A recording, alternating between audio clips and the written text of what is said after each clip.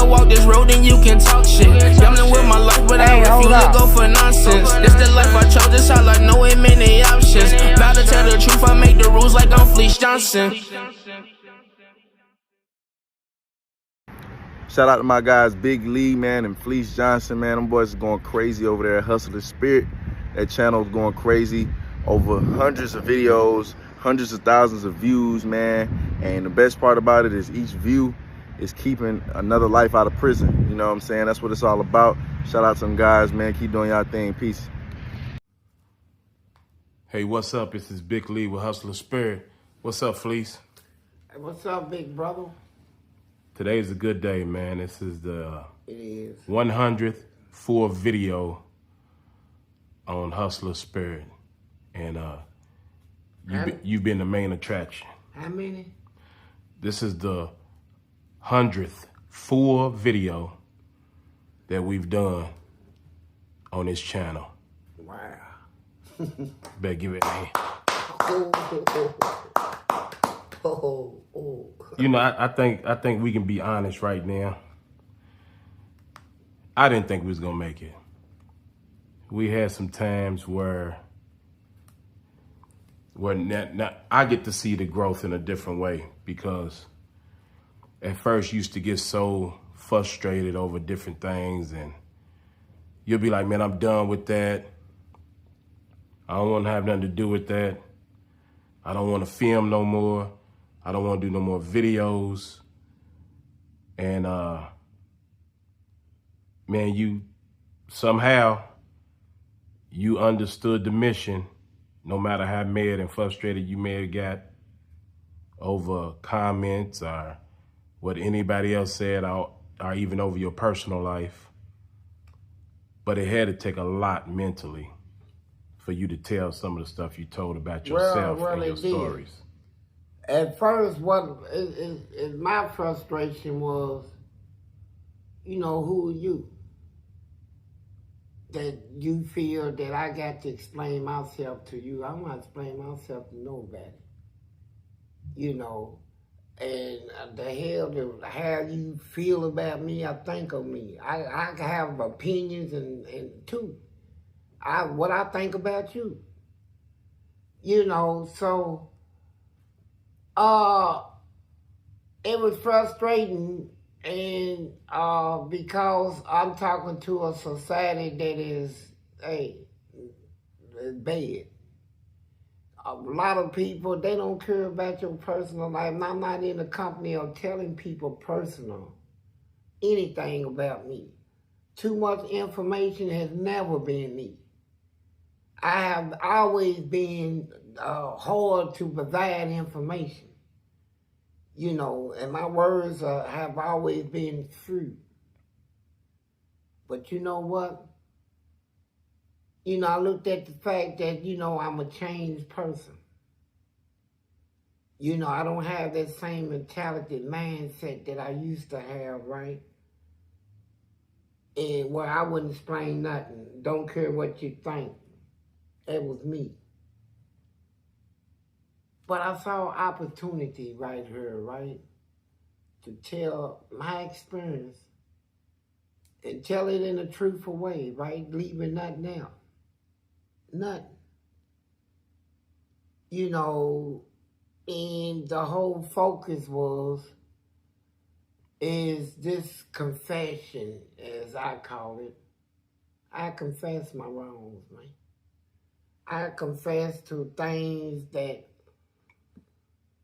most people would say, man, you got to put a gun in my head and make me say it about myself. You know, I degraded myself. I made people see me as, oh, he's filthy. He's foul. He did this, he did that. I did it. I'm not going to set myself on a pedestal, man, like a pillar of any community. You know, I got wrongs and sins and stuff like that. You know, come to you false, you know. Yeah, man.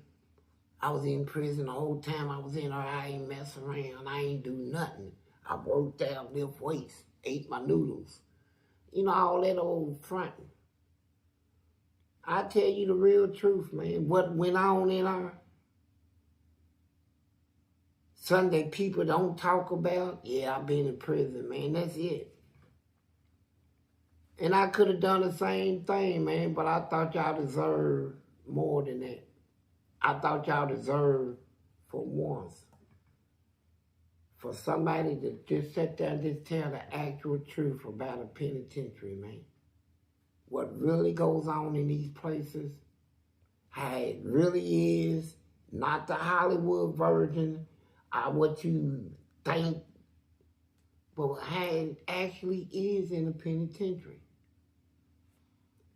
And I told it. And so and I knew in telling my story, right, if I'm going to be truthful, I'm going to be saying things that's going to make people say, oh, You're going to have some that's going to understand and a lot that ain't. But you know what I'm saying? I didn't care, man. I still felt y'all deserve to hear the truth.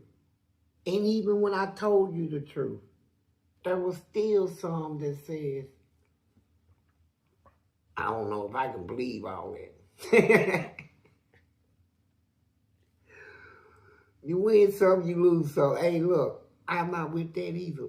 But whoever is listening, I wanted you to hear the truth, right? Ain't no fabricating, ain't no holding back and all this. I'm telling you exactly what happened. And the most surprising thing was we backed ours up with documented proof. Not words coming out of my mouth. We got documents on paper that everything I spoke about all the way to the lawsuit, man, all of it is documented. Everything is on paper. And we present that to y'all. You know, I have to tell the truth. I came to Fleece probably about 6 or 7 months ago when I felt like the channel was kind of getting stale. I was like, you know something, we need. And he hadn't even told all his stories. He still haven't. There's a lot of stuff we can't even put on video. But I came to him, I was like, man, we probably need to drum up some stories. And he was like, nah, I'm just gonna tell the truth. I'm gonna tell my true story and I'm gonna stick to that. Because I've seen other channels come up with stories that factually they just wasn't true, but they were entertaining. And on here, you wanna be able to tell the truth and entertain at the same time. And when you feel like the entertaining part is dwindling, then you start trying to get creative and you start doing what other channels do. And I'm glad that he was like, nah, I'm gonna stick to my stories. I'm gonna tell the truth, stuff I know. We don't write nothing down. If we would've went the creative fake route, we would have had to write stuff down. He would have had to read it and learn it and all that. And with his mentality, it just wasn't gonna work. But he told the truth the whole time. But in saying all that, Fleece, I want you to explain to everybody what happened when they filmed the MSNBC Lock Up Raw Scared Straight documentary. Well, it was done at a time when I did all that fighting, you know. I done got, my name is everywhere in prison now. But I done calmed down. I'm going through a calm down mode. I don't want to be in the hole no more. You know, I done did 12 years in a hole. So now I'm out here making money, man. You know, enjoying my life out there with everybody else instead of being locked up in a hole. And so the prison was fine with it. They act like they was fine that I done calmed down at least, man. You know, they don't care about me getting weed in and whiskey and all that. Just don't hurt nobody, you know. So I was part of a Scared Straight program in prison. You know, when I was in a hole, they'll bring teenagers in and we'll come and scream at them and scare them straight, right? And I had more success than anybody. You know, I knew the right things to say to bring a tear out of them. And so they brought MSNBC in to do a documentary. And the warden was a woman, Nancy Doon. She said, hey, Fleece, if you do this, you'll be helping a whole lot of people. And I'm looking at it like I'm never getting out of penitentiary until I serve my last day out. That's about eight or 9 more years away. And I was like, I said, yeah, I'll do it. I said, but if I do it, I'm going to say what I want to say. She said, okay, that's fine. So I said it in my mind, I'm just saying anything. Whatever pop out of my mind. Crazy is whatever. You know, that's what I am, crazy. I got up there and said what I said. And I said, well, I'm not going to tell him how the penitentiary is at the moment. I'm going to tell it how it was when I first came in. And just leave it there and let them figure out if it's still like it or not. You know, because I fought for rights in her. And at that particular time, I done fought through all that. And now the prison is safer now. But I said, I ain't gonna do it. I'm just gonna leave it in the air. So I told my story. Well, about a year or two later, I'm back in the hole. So this guard, you know, a lot of guards, they like me. You know, the one that brings me stuff. Food from home, all this. I ate good. Big country meals, man. He said, hey, Fleece, you know, you on TV now. I said, on TV for what? You remember that documentary? I said, what about it? They made one out of you and made a cartoon. You running around taking people's butts. I said, you a lie. He said, we was told not to tell you. But it don't look good. Another guard told me. Then a woman guard told me. A black lady. So you had no idea at this point? I had no idea they done took his stuff and took it from the purpose of helping the youth to targeting me and putting me in a bad light for what? So now I'm back on it. Now y'all want to fight me again. So the fight's on. And So that's what made you start fighting again? Yeah. And when I fight hard. I don't fight by rules, regulations, ethic codes, and all that crap. When I fight to win. Period. If me and somebody's gonna have a fight, if I could get you with your back turned, sitting down, laying down asleep, I prefer you to be sound asleep. The quicker I can take you out and the safest for me is how I go about it. And in battle, I do the same thing. And when you fighting them guards, you got to look at all of them as a whole. You can't say this guard's nice and this one ain't. Because when they get them orders from the captains or the warden to tell them to do something, they gonna do it. They say go on there and grab you, slam you to the floor, they gonna grab you and slam you to the floor.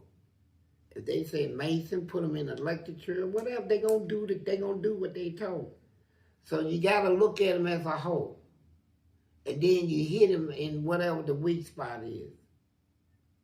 My main weak spot, when I fought, was the ladies and the strongest of the men and they that all the girls looked up to. I got to get that strong one and break him. And then hit the ladies and break them right there. You know, so they took this documentary and I'm wondering what's going on, man. Next thing I know, I'm going up for a parole. And didn't even know it. And I said, you know what, I'm sick of this. So soon I went in there, I cussed him. Soon I didn't give him a chance to say nothing. I told him, kiss my ass, all that. Kiss my ass, suck my all that. Cussed the whole department, I kicked the chair over and walked out of there and went back to my cell. And then this lady come to my door and she said, hey, Fleece. And I was thinking, soon she let it come out of her mouth, you got written up for your, I'm going to get up, spit in her face, and probably pop in her ass, right? I was that mad. She said, she said, you the first at what you do. I never seen nobody going out cussing people the way you did and still make parole. I said, what? She said, they gave you parole. I said, when I go home. She said, tomorrow. That was a big shock. I said, tomorrow? Look at me, man. I ain't ready for this, man. You're not ready for what, to go home? Yeah, I ain't have no support, no family, no nothing waiting on me, nothing. I'd have been locked up 40 years, man. When I left the street, they didn't sell cell phones, wasn't even out. There wasn't no such thing as a cell phone. Wasn't no such thing as all this stuff they got now. You know, we had phones on the wall, telephone booths. Wasn't no CD.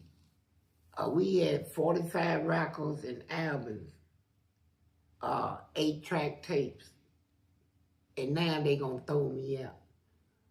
So at first I'm like, oh man, God done blessed me. And then you start thinking about it. No, it didn't hit me till I got out. And everywhere I went, people was looking at me, man. Why? They done seen this stuff that they done put on the internet saying I was a predator. Right. They said, there he is. Who the hell is that? You know. Man, when I felt that what had happened, I said, you know what? I'm going to get through this, man. The worst thing they can do is put me on the street and attack me. You know, it's from all the damage I did in there, man.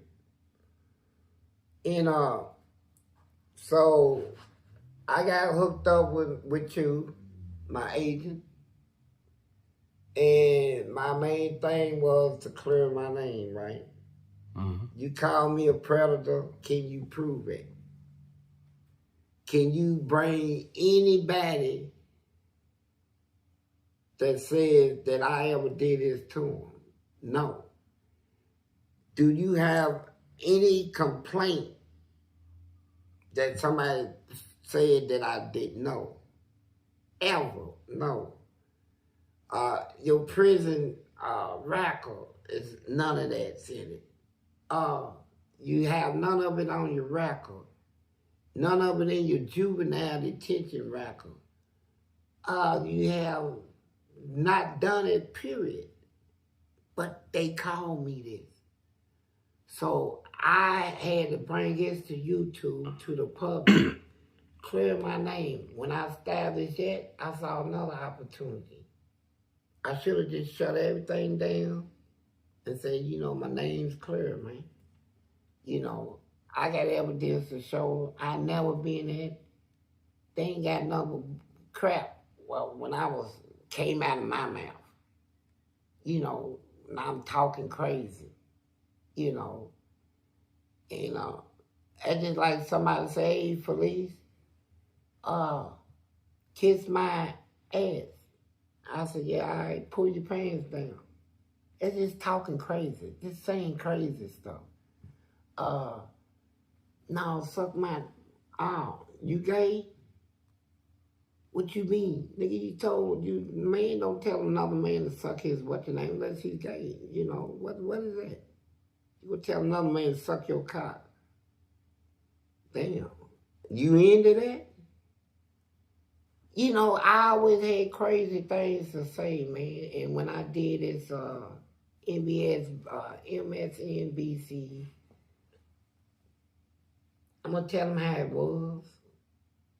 When I first got in here, that's what it was like. Booty was more important than anything in the penitentiary. Water. I just said water. Sound like the craziest thing to say. It was an impact statement. They used that. Everybody loved that phrase, that just that saying, right? Yeah. And they took off with it. And I found out these people made $8 to $10 million without my consent. Well, you don't know if it's your consent because you signed some paperwork and didn't read it. Well, I signed paperwork. You didn't care because you didn't know if you was going to get out. I didn't care if I wasn't getting out anyway, so I just signed something and but the point of it is it wasn't with my consent. You know, knowledge of consent. You know, it's the difference between being tricked into signing something. You know, we got laws out that speaks on it. You know, my knowledgeable consent, I didn't never give. You know, and they made cartoons and all that, had people sounding like me.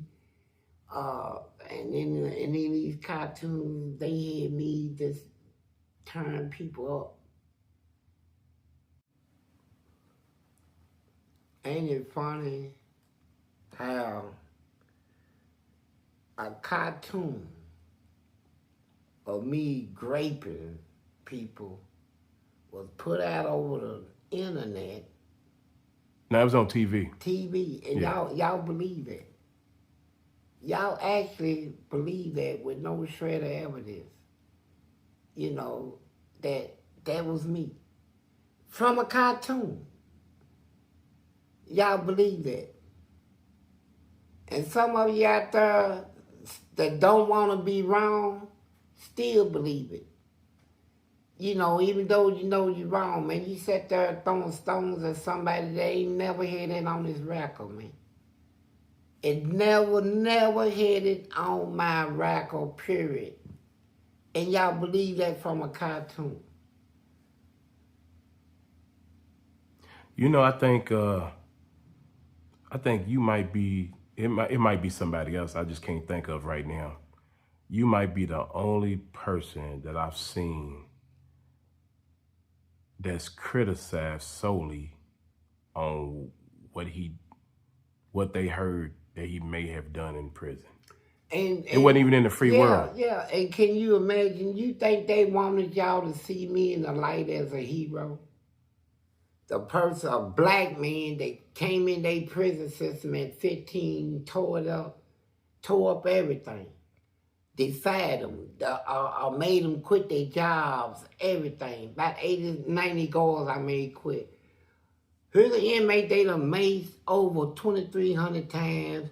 I done been taser over 1,800 times. I done been tortured, waterboard. I done been through all of that. Did 12 years in they hole, in they pits and ditches. And I stood my ground and fought them. And they don't want y'all to know that, hey, he's a hero. There's no inmate in the history of this country, prison system, that's ever took the death chair that I did and beat it off beat the electric chair, tore it up. No inmate had ever been able to get in one of them rooms. I did. And it's documented. I did more in that prison system than anybody ever did in any prison system in this country. One man stood up against a system and fought it for 40 years and changed it. Changed it, period. You know, I went back and read some of the comments that was on the Jeffrey Dahmer and the Charles Manson stuff. And I was really surprised. It seemed like it's more negative, it's more hatred in your comments than on people that unalived a lot of people. Yeah, I thought that was crazy. Yeah. And movies and everything been made about them. Yeah.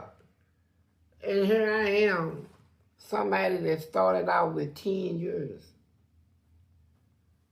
end up doing 40. Yeah, I put my time up in her. I stood my ground in her. Yeah, I was 15. Yeah, I'm a child.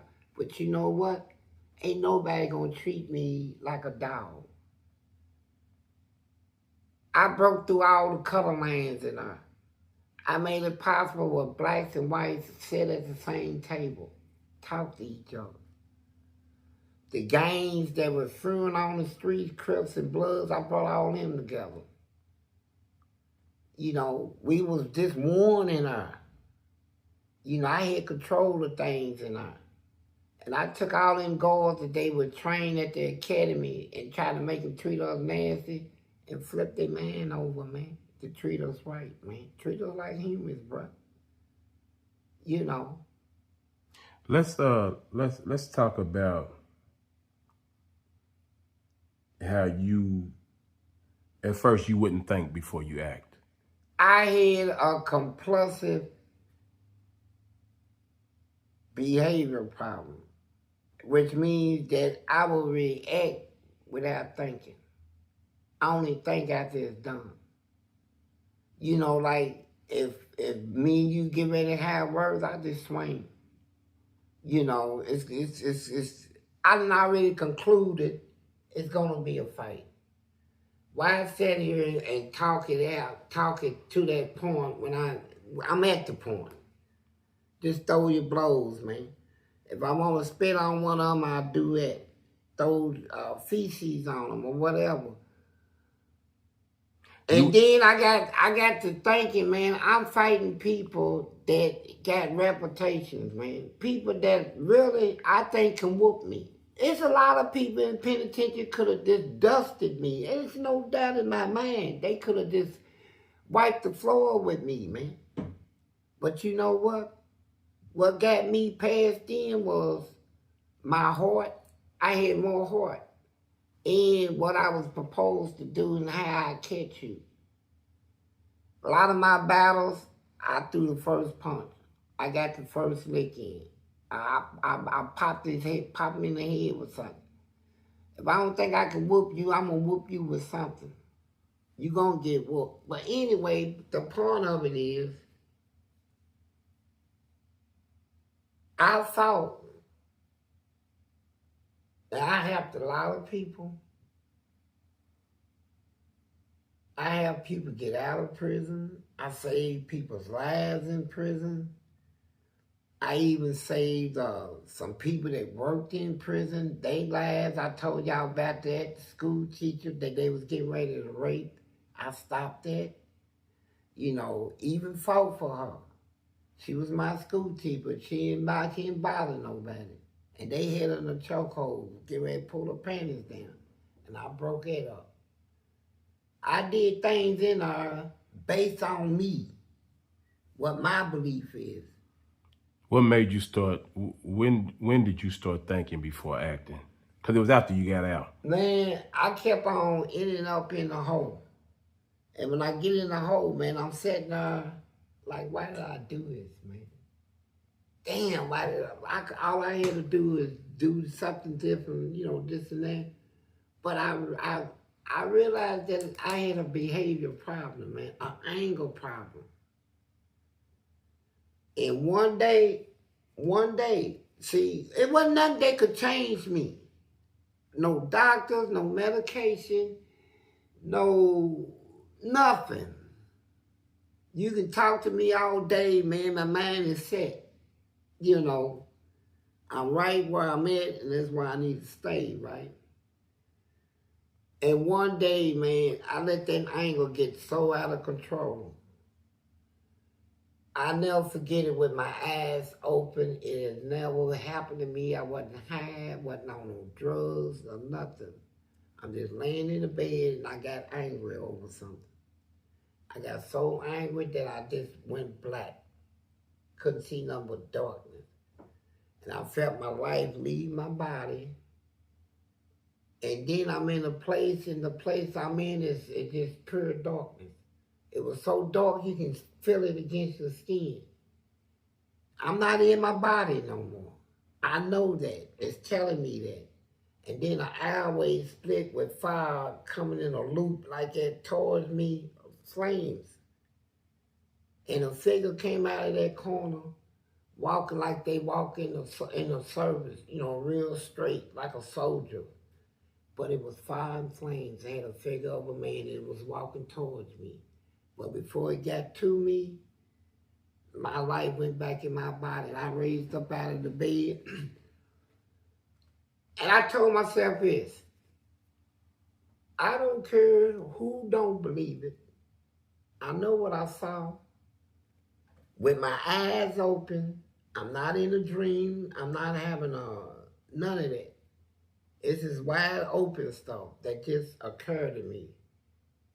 And when I did, that's what made me do a lot of research into religion. You know, I had to find something that can tell me what I just saw, man. Why is this stuff coming to me like this? It scared me so bad that it took all that anger stuff out of me. You know, I said, I'm never going to let my anger get to that level no more, man, ever. I don't never want to go that way again. I know it exists. So I found that in the end where I was at was hell. It's actual hell. And that figure that came towards me, that was flaming fires, that didn't have flesh and bones, and the figure of a man.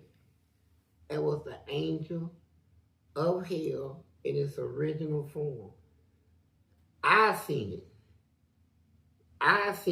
It was things that I was experiencing in there with God, with this stuff that changed me. Couldn't nobody change. I didn't want to change. I did not want to change. I love what I was doing. You know.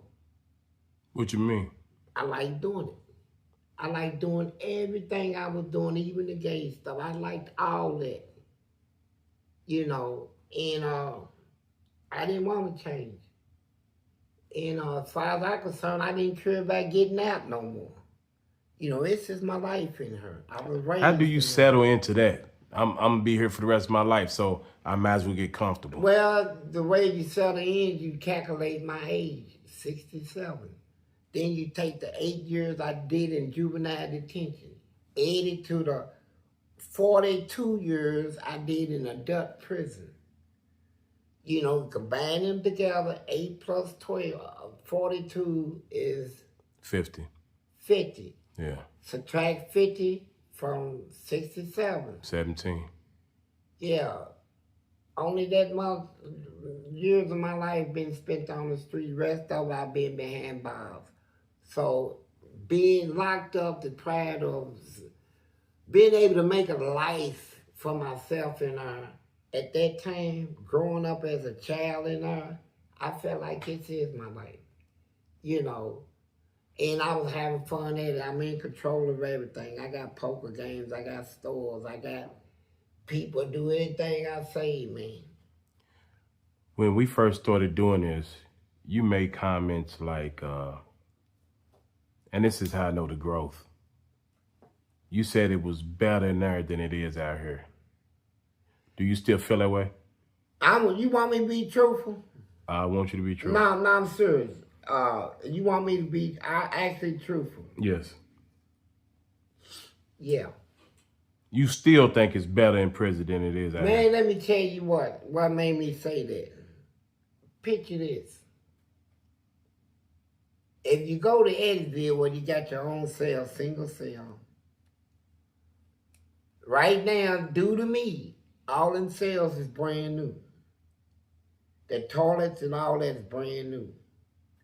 You go in the cell, you can fix it up like however you want. Like if you,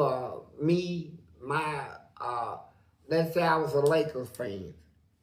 I'm gonna order me blankets and sheets and pillowcases with the Laker thing on it. My towels and wash trays gonna have Lakers. They going over my table. All my stools and all that stuff gonna have the Lakers stuff. My shoes gonna be Lakers. You know, now we can all wear khakis, but that's how my room gonna be set up.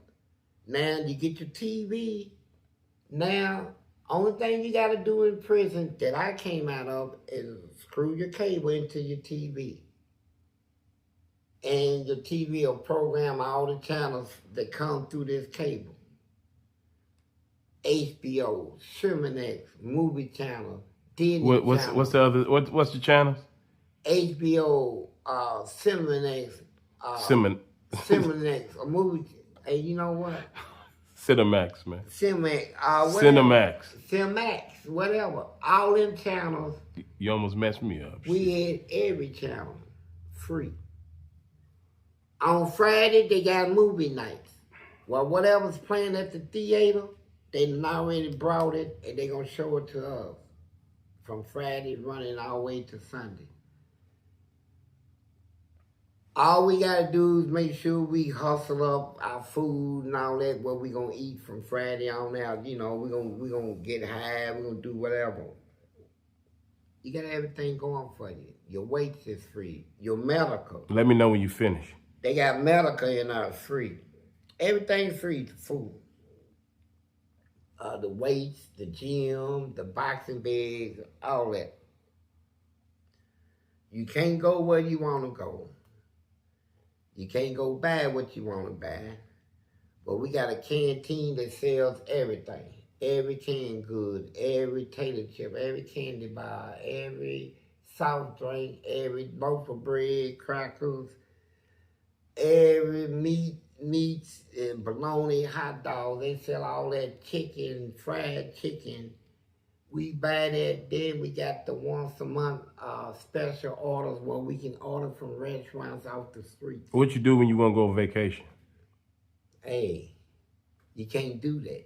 You can't do that. Yeah, but some people live out here in the streets and never go on a vacation. What you do when you want to take a woman out to dinner in there? Some people, hey, go get you a boy. You can get one anywhere in there. And if your game is tight, you can get an actual lady. You know, you just sit up here and said jail is better than being out here in the free world. Man, I'm telling you, when you think about it, the things that they provide inmates in Kentucky, that education they giving these inmates in there. Where you going to use it at if you stay in there? No, you get your education, you come in. No. You said it's better in there, so you should be able to do everything in there. Look, I'm saying this. I don't care how people look at it. I seen times that I laid in there and felt sorry. Feel sorry for who?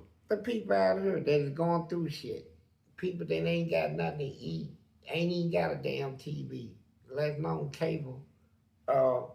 Here I am laying in the penitentiary with all of this luxury, man.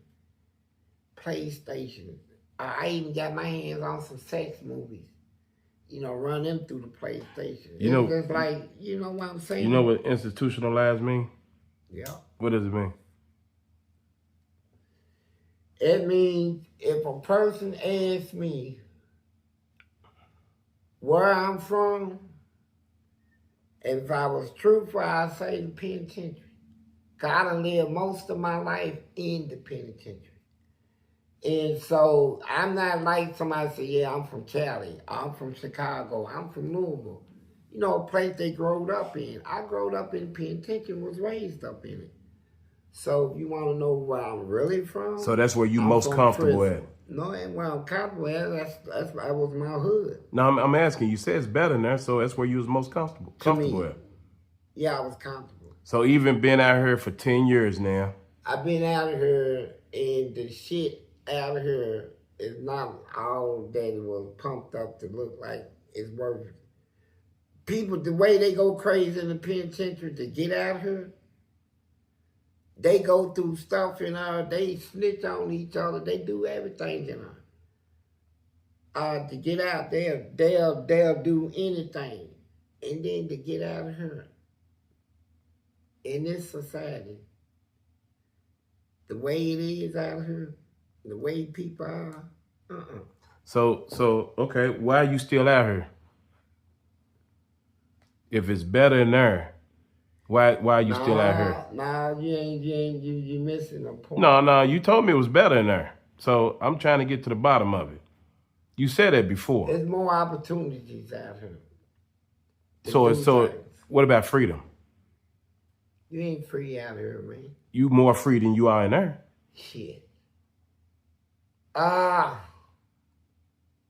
Do they tell you when to take a shower in prison?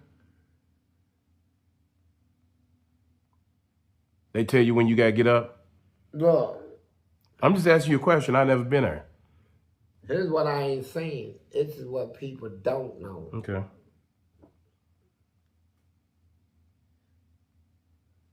And I don't want to get into it. What? But where I'm living at now, under the standards, I'm gonna leave it right there. Is worse than prison to me. I'm saying it. Now, I look for the day that things get better, right? I'm working on it. Well, that's when I feel free. Okay, so you ain't been living there the whole time you've been out, and you just sit up there and said that jail is better than being out here. Before I even got there, I was in a halfway house.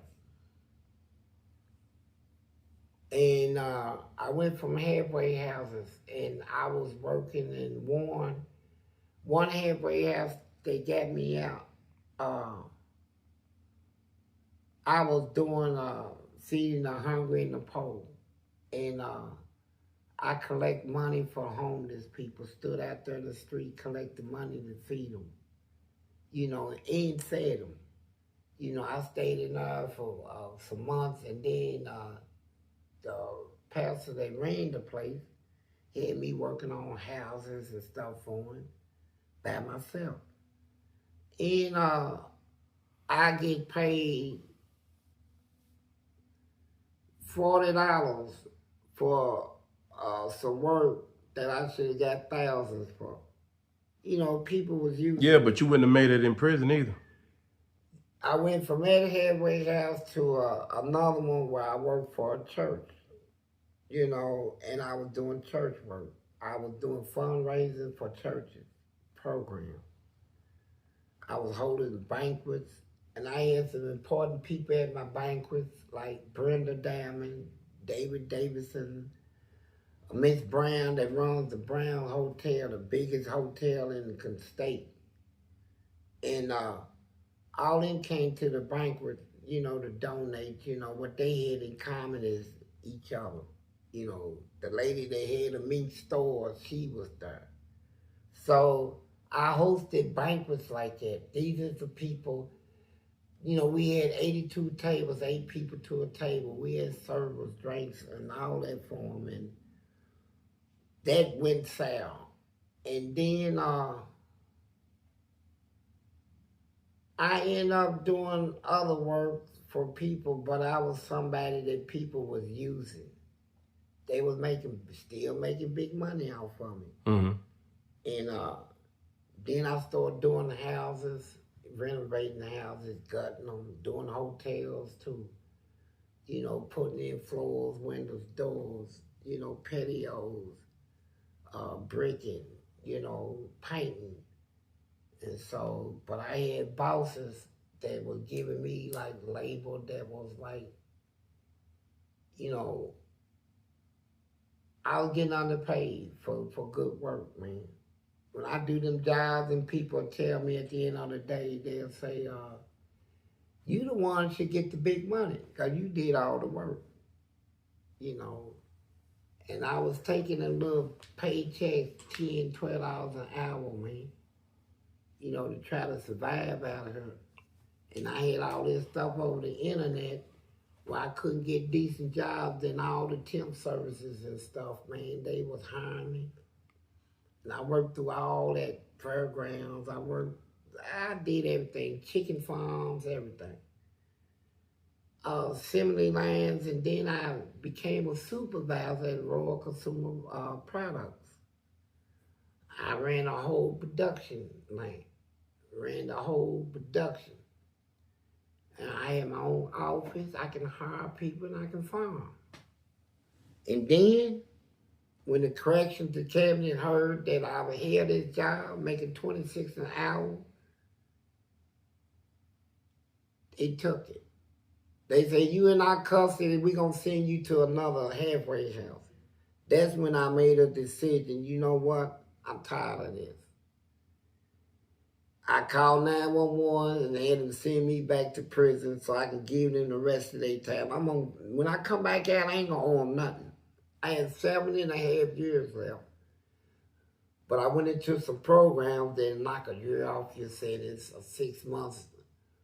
I went in 5 programs. I did 1 extra year, served out all my time. Now I'm off parole, period. But when I went back to try to get that job back, they done already gave it to somebody else, you know, and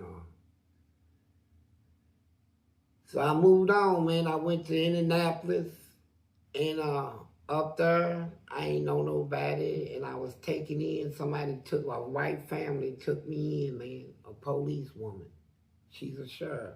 She did all her background checks. She said, I heard all this stuff about you on the internet, and I'm a police woman. I've been on the force for 18 years. And you know what, buddy? I done checked all the police reports, complaints, and you done gave me permission to get all your prison files and records. She said, I don't know why they lie on you like that, but you welcome to stay here. So her and her husband up in Indianapolis, they took me in as their son, man. I found work up there. And I started feeling lonely, though, because I ain't got no family, really. You know, this is a white family that took me in. A police woman that did her research on me. And if I had any of that crazy stuff on I would not be staying with them. So, and her name is Erin Howes. Erin Howes, Indianapolis, police sheriff.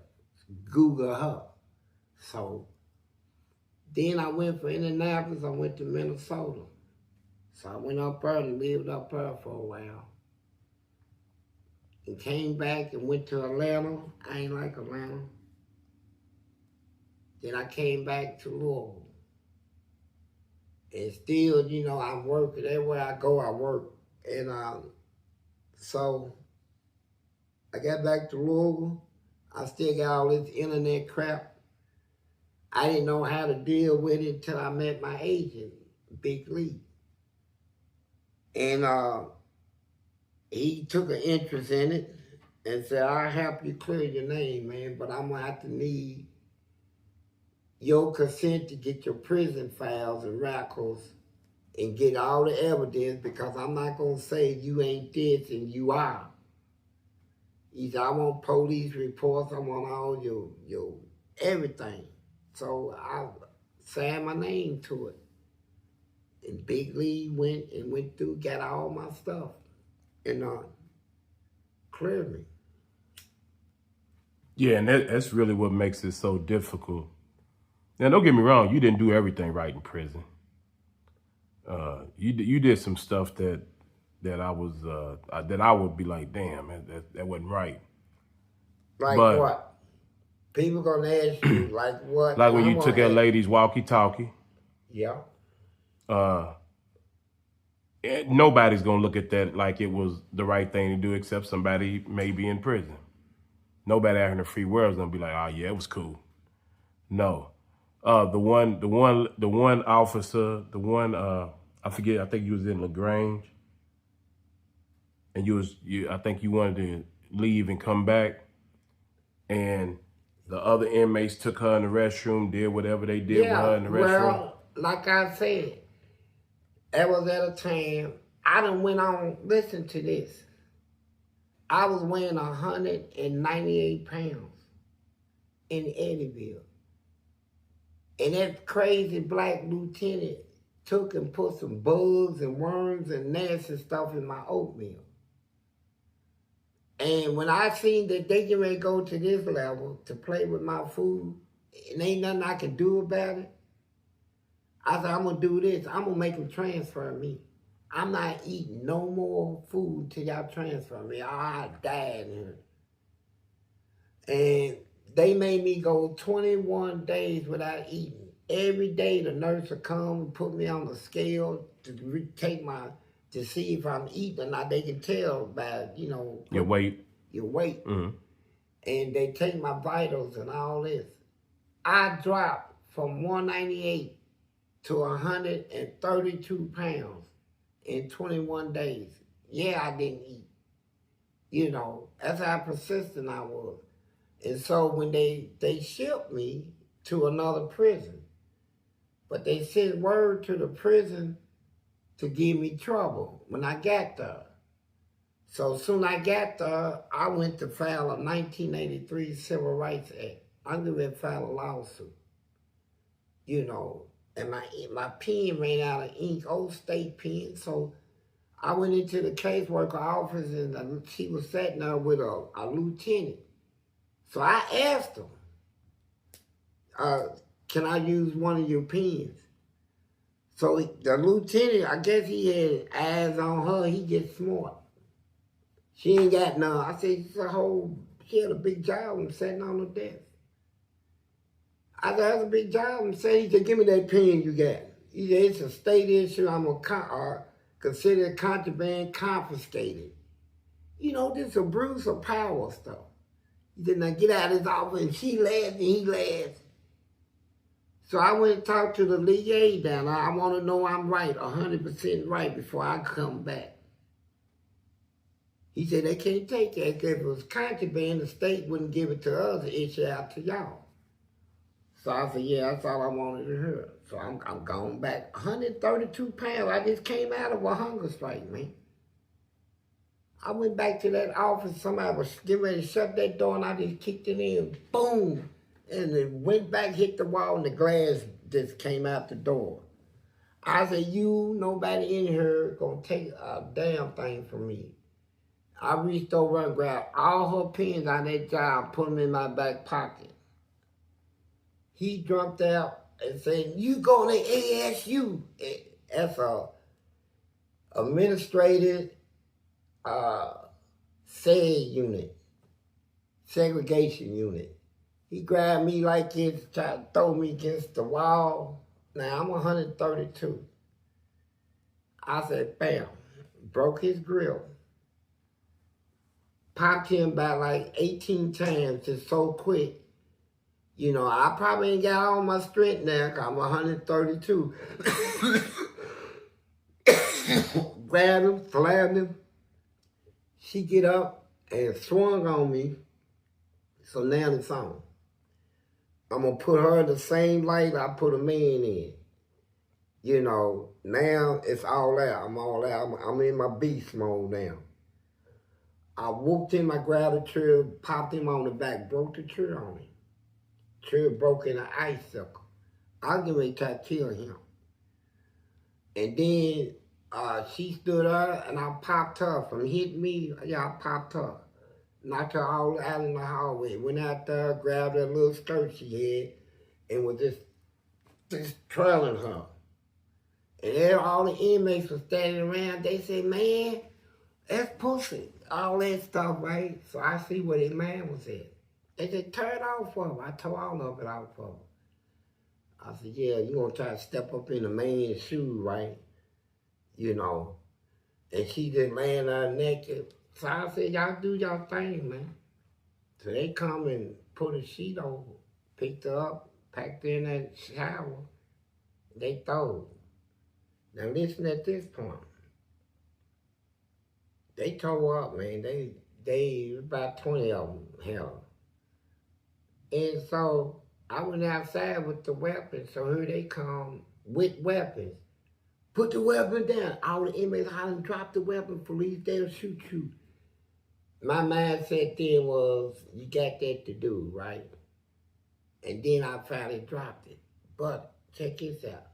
They sent me back to Eddyville, the prison I went on the hunger strike in. Put me in the hole. When I went in front of the committee,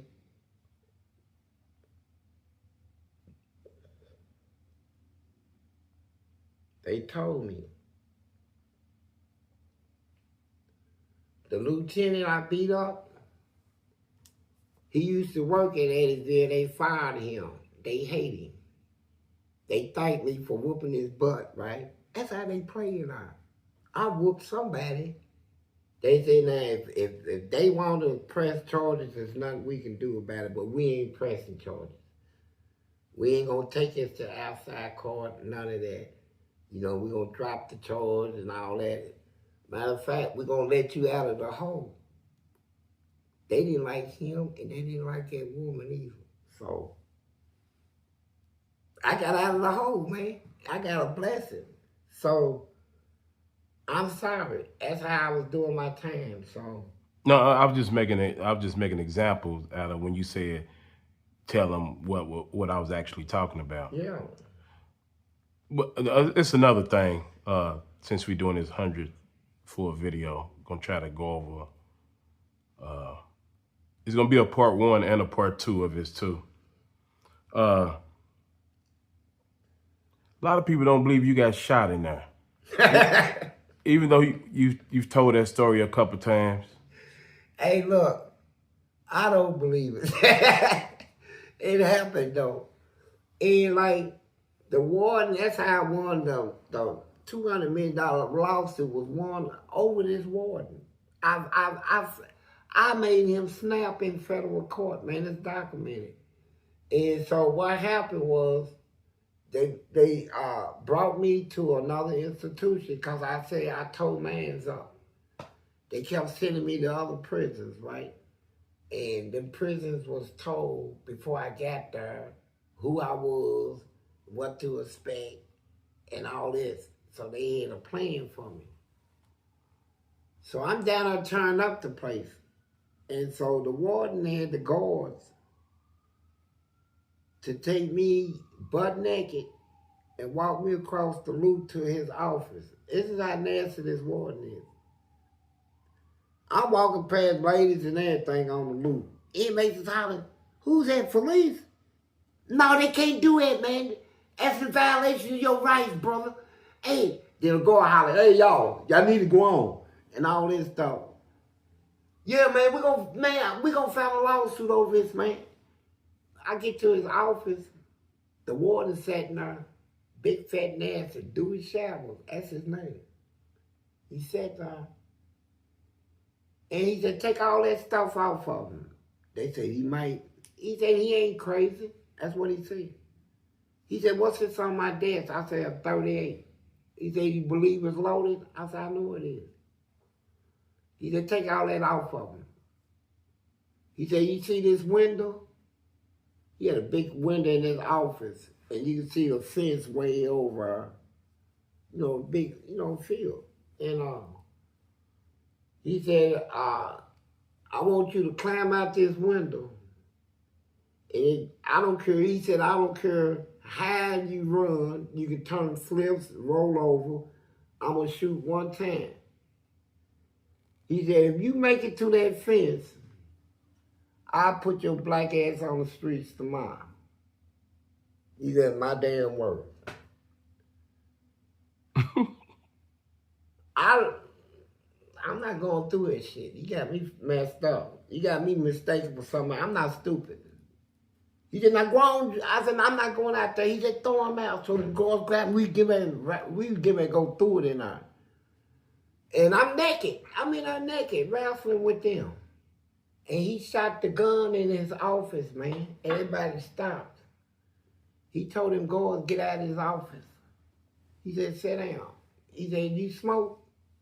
I said, yeah. He said, don't no inmates allowed to smoke in my segregation unit, but I'm going to let you smoke. He had 5 packs of cigarettes. He said, you can take all of them. I lit him up in his office. He said, I'm going to put $500 on your account. You go to the canteen. You're going to be the only inmate in the hole. They can have all canteen items in the hole. I'm gonna put your goddamn TV in there too, goddamn it. He said, now, I'm gonna tell you this. If you turn my place up and go off again, I'm gonna shoot your black ass. He said, is that a deal? I said, yeah. We shook hands. So I'm like, this man's crazy, right? But I'm naked.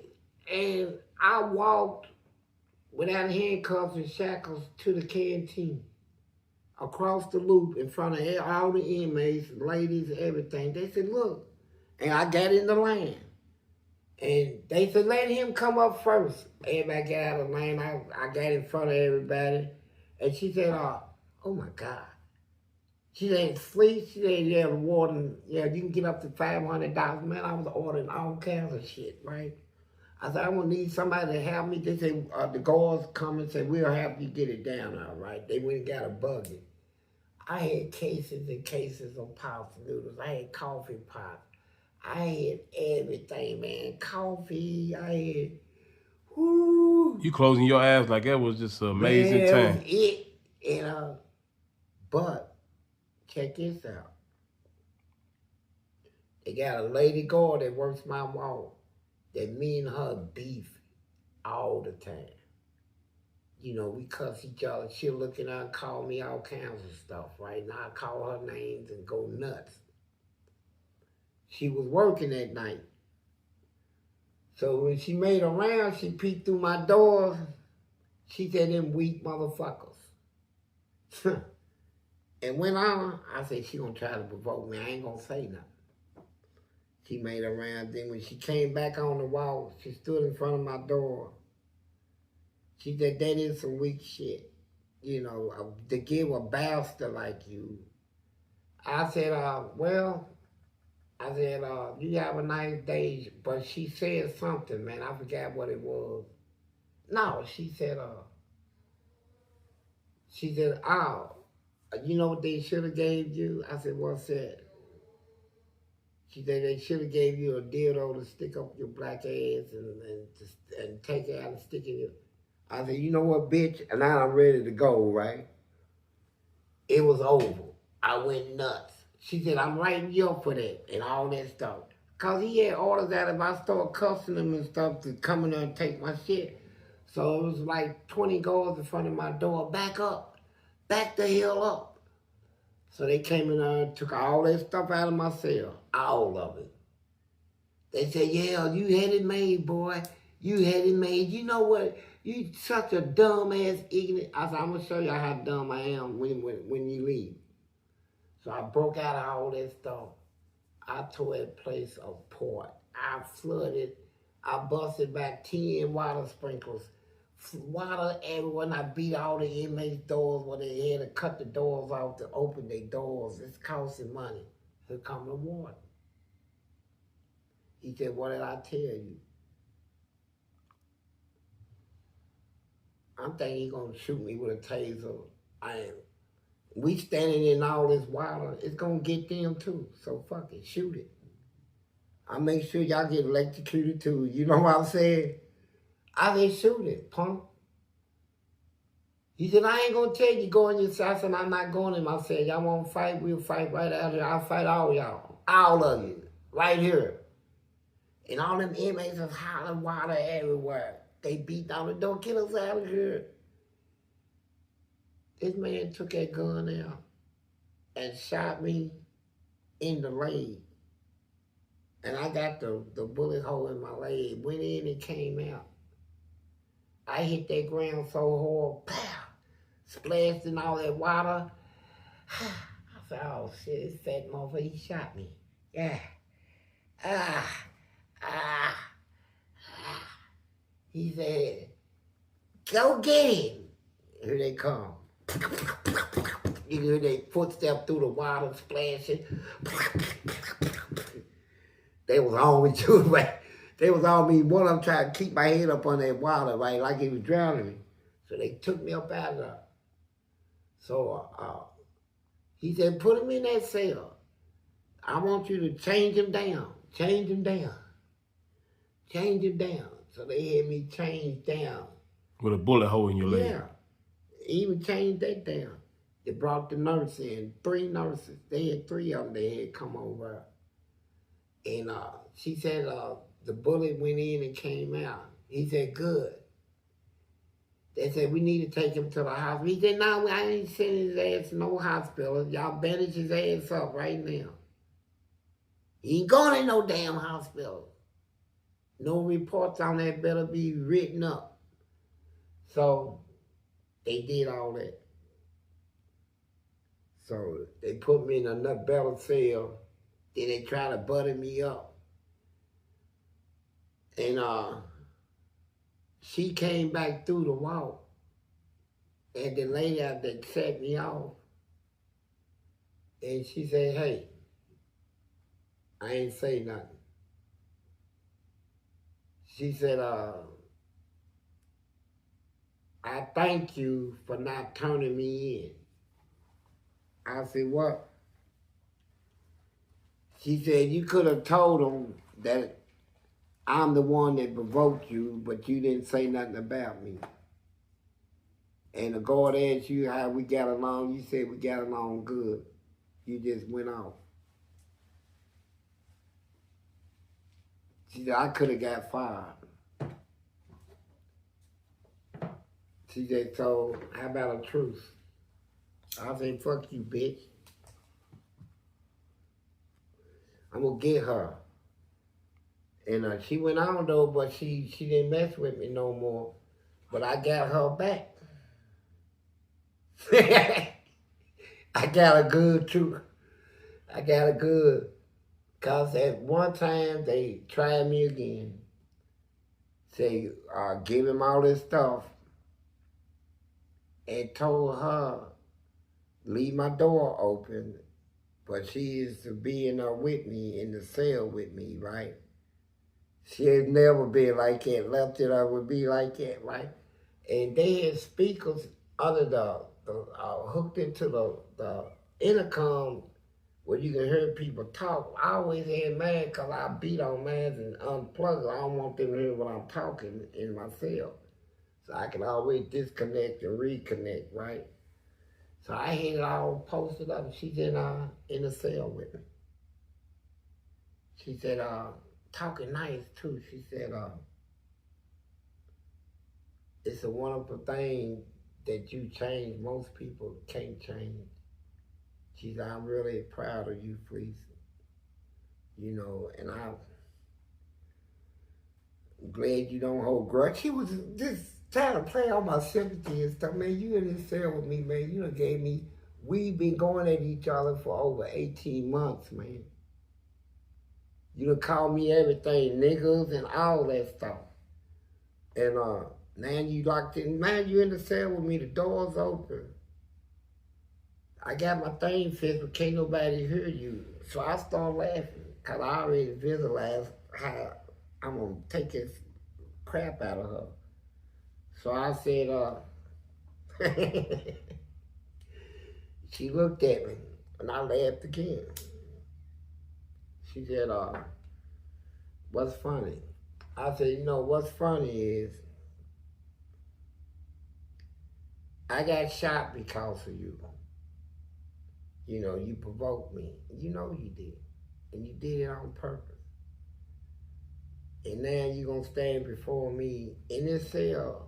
And I said, don't worry about nobody hearing you up there, because I got that fixed and disconnected. And I'm not going to let you grab your little walkie-talkie. And I walked up on her. I said, look at me. Look at me. I can see all that fur and stuff, right? So I said, look, you know what you're going to do, right? You know what I'm going to ask you to do. You know you're going to do it. Now, I walked up a little more. Ain't you going to do it? She said, yeah. I said, well, do it. Now, I didn't tell her what to do. I'm watching myself on what I say, because you get locked up for this shit, right? I said, so do it. And she did it. Boy, let me tell you something. She did that, and that made a big difference for me down there. So every night she come on, you know, she can't open my door every night, because they got they'll know. But she'll come back after she done picked up the food trays and stuff. She'll drop my tray slot, and she'll put her head up in there like that. I get right up in her, man. This thing is going in her mouth, man. She used to do me like that every, man. And then she started bringing me stuff. You know, I got weed, I got cigarettes, I got all this, man. And we was really getting ready to hit it off, man, until this guard. They had a guard down there that liked her. And for some reason, he's one of them stalking type, you know.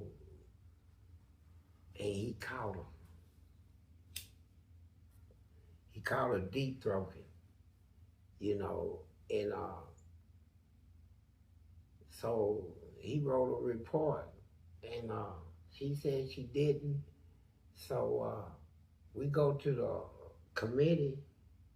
Oh, you had to go? Yeah, I had to go to the committee on it. Disciplinary committee. He said he caught us doing something. You know, there wasn't no proof though. His word saying he saw her head moving. And both of y'all say y'all didn't do nothing. Yeah, I didn't do nothing, man. I don't even like her. It was my story. Uh-huh. But yet still, she ended up, somebody said she got fired, but she ended up quitting. That's what it was, because she know I'm going to want that. You know, you belong to me now. It sounded like you liked her, though. Oh, yeah, we argue every day, man. We argue every day till we, I look forward to seeing her come to work to argue with somebody, man. And so that happened. And so I'm just living the life. So back to me, everywhere they sent me, you know, it was like that. Even at the juvenile level, I went through, we had 4 juvenile camps when I was growing up at 10 and 11 and 12. And I did over 8 years, about 8 years of that. But every one I left, I tore them up. And they shut them down. They shut down every institution I was in. And then at Children's Center, they had a 25 feet fence. And that black man in there, he told me, he said, got smart with me. They brought us out to exercise. He said, you gonna be in here a long time, Johnson. I said, let me tell you something, punk. I'm getting ready to leave right now, because I'm getting ready to run over and scale that fence. And I ran over and I scaled it. And by the time I got over, he done came around, he's running down there towards me. But I got away. You know. And so when they sent me to a mental hospital, I escaped out of it 3 times, then tore the place up. You know. And wherever you sent me, man, if you ain't gonna treat me right, I'm not gonna act right. And that's how it was. So just because I fought him back, and I fought alone, that's the main thing. I didn't fight in a gang. It didn't take 8 people to make a man out of me. I was born one. You know, it took me a while to realize that. When I realized what a man was, I knew I ain't been one. When I found out what a man was, When was that? When I was locked up, I knew I wasn't being one, and I need to be. I need to be what I was born to be. You know, a man, right? And act like one, a real man. And so that's what happened. But what gets me is how you can take a cartoon, and depict me in a cartoon of raping people and have people believe that I do this in real life. Yeah, I said booty is more important than wild. Well, you just described a couple of situations that kind of point that way, though. Ain't nothing By prison rules, they might not be that way, but us out here looking at it and listening to it. No, it's not. I don't care what people think out of here, because out of here is worse than in people's attitudes and behavior. And Well, stuff. you shouldn't care what they think about the cartoon then. Yeah, I cared about it because It's the same thing. No, it ain't. If you don't care what people think, you should not care what people think. And I'm saying it wasn't me. So because I kick butts, I changed the whole prison system. So they gonna laugh at me. They don't want to tell everybody he's a hero. He's the only black person alive in America. That would fight for his rights and fight to any level, any organization, any gang, anybody, and win. Even though they had odds against me, they had resources. These people got billions of dollars. I ain't got nothing. They got resources. They can send me. Man, you know what? They came at me with all they had, trying to kill me, all that stuff. I done seen them dressed out in Klan uniforms. I done seen all that in prison. But here I sat today, being able to talk about it. And then they figured that once I got out, yeah, he gonna talk about how we did it. Let's put something on him that he gonna spend the rest of his life trying to get that off of him and ain't gonna have time to talk about us. That's why all that booty man, all that stuff come. I don't care. When I'm a fighter, I fight at all levels, bro. I understand my enemies and all that. And I still got a lot of them in the shadows.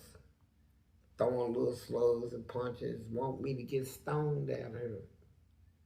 But you know what? You throw all the stones you want, man, and I'm still staying, right?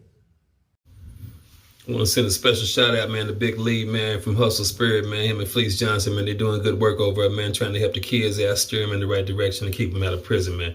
You guys got 100 videos in, man. My salutations to you. I respect you. Anything I can do to help, man, I'm on board. Any contribution, let me know. I'm here. Smite you, show me your greatness. See me at my YouTube channel, man, Jet Fuel 75. What's up? This is Big Lee with Hustler Spirit.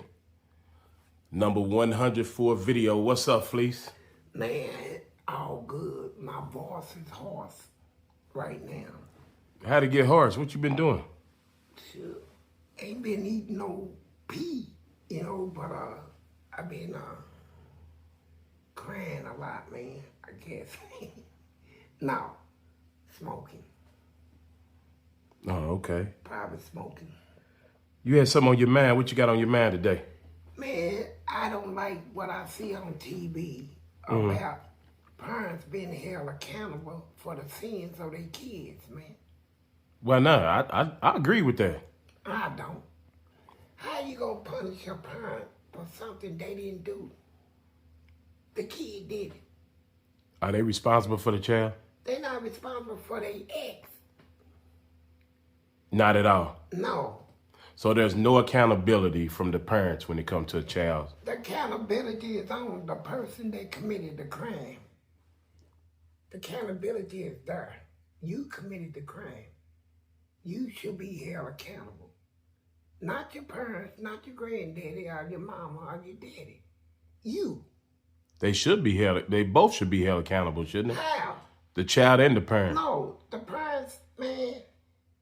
I was a child, and my parents, I had some good grandparents and stuff too. Mm-hmm. Never been locked up.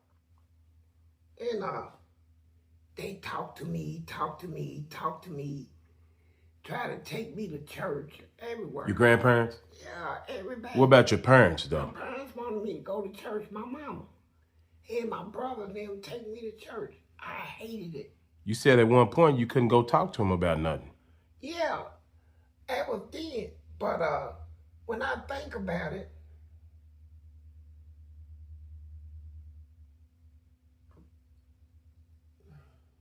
there is no way possible that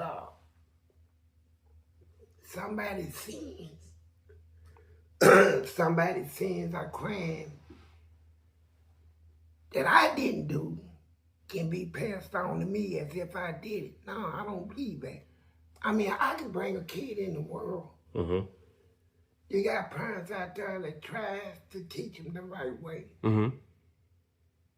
These kids got to go to school.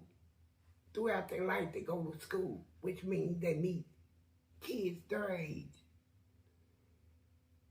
They hang around kids their age. Mm-hmm. And the kids their age teach them the things that they do wrong. Now, they get arrested. You got a parent that been working all their life, making ends meet, ain't never going to jail.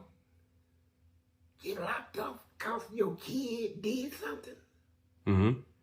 No. And you didn't do it. Your kid did it. I'm against that. Now, they taking all these kids and they doing them. They doing them the way they did me. Gonna put them in prison. Mm-hmm. 40 or 50 years. A lot of them ain't gonna make it out. I'm not saying they shouldn't because they killed somebody, but It has to be some accountability, man. yeah. You having sex, impregnating a woman, bringing a child. You know, I've raised a couple kids, so I could tell you that starts when they first come out. Man, accountability is gonna be when the young guy go to prison. No, I'm talking about before that. Yeah. Before that, when the kid is, what happens is the parents are not raising the kids. They're not talking to the kids. They're not, they to me, they need to be accountable because parenting starts as soon as the kid's born. Well, what if you parent and your kids still do wrong? It's always going to be some that it happens to. But what I'm saying is, statistically, I bet you statistically, the crime has been done by kids that was raised, unfortunately, in a single parent household. Now, what I'm saying is the mother shouldn't be the only one that's accountable. They should track the father down and he should be accountable too. For what? For not raising the child. For the child, if a 12 or 13-year-old got a gun, but you know they live with the mother, but he has a gun, and he's going out here using it. The parents don't know. That's a failure on parenting in his early. Listen, in his early childhood, that reflects most of the time, not all the time, most of the time, in failure to raise your child. Because I'm gonna tell you what happened years ago when kids wasn't going to school.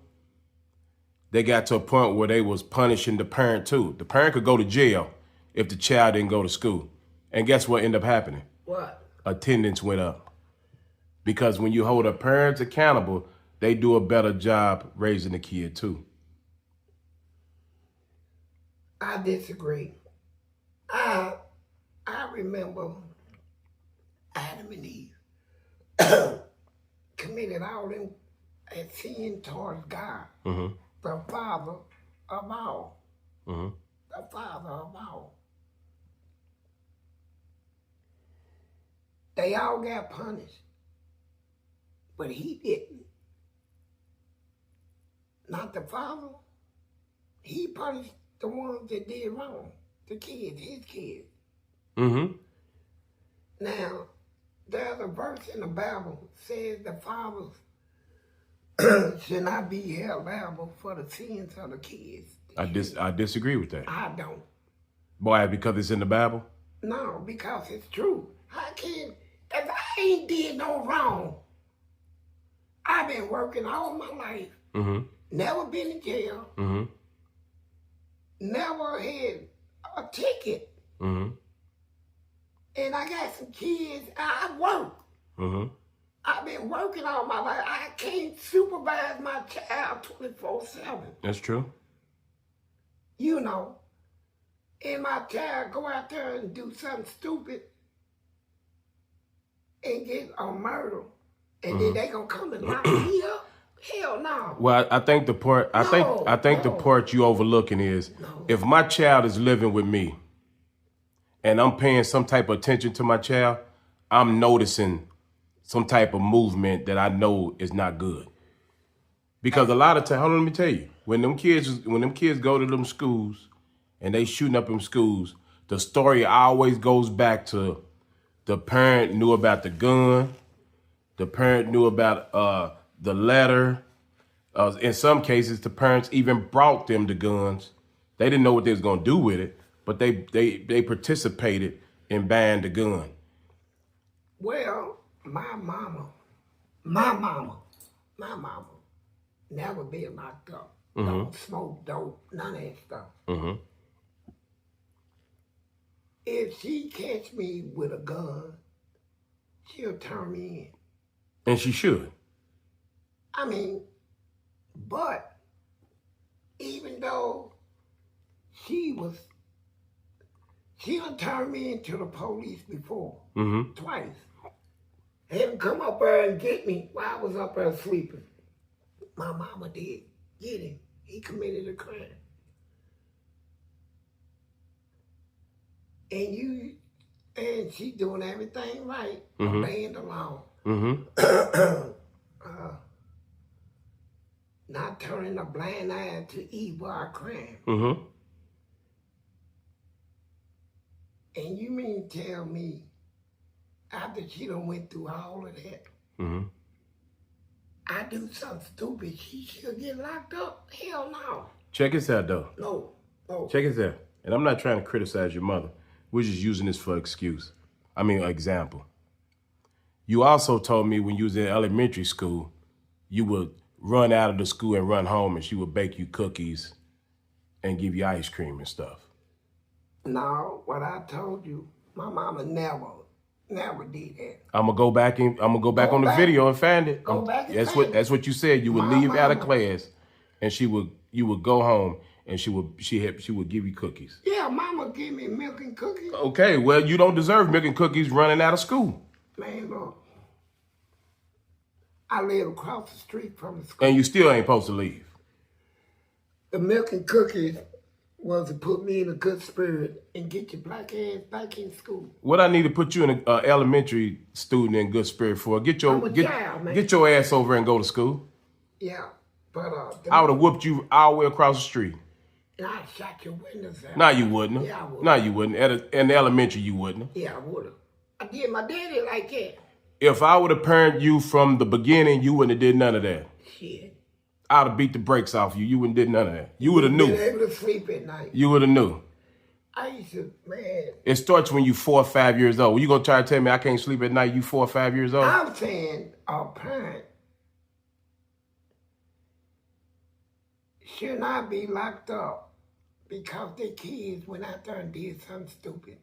Okay, well, you brought that kid in this world. It don't matter. So there's no accountability. What? No. If my son's 14 years old and I know he's not moving the right way, he lives in my house. He's 14 coming in at 1 o'clock in the morning. You think I'm gonna allow that? Let's do it like this. You work. You film, you work. Yeah. You got about 3 jobs. I want all my fans to know my manager got 3 jobs. This ain't his only job. And you mean to tell me you got 2 kids?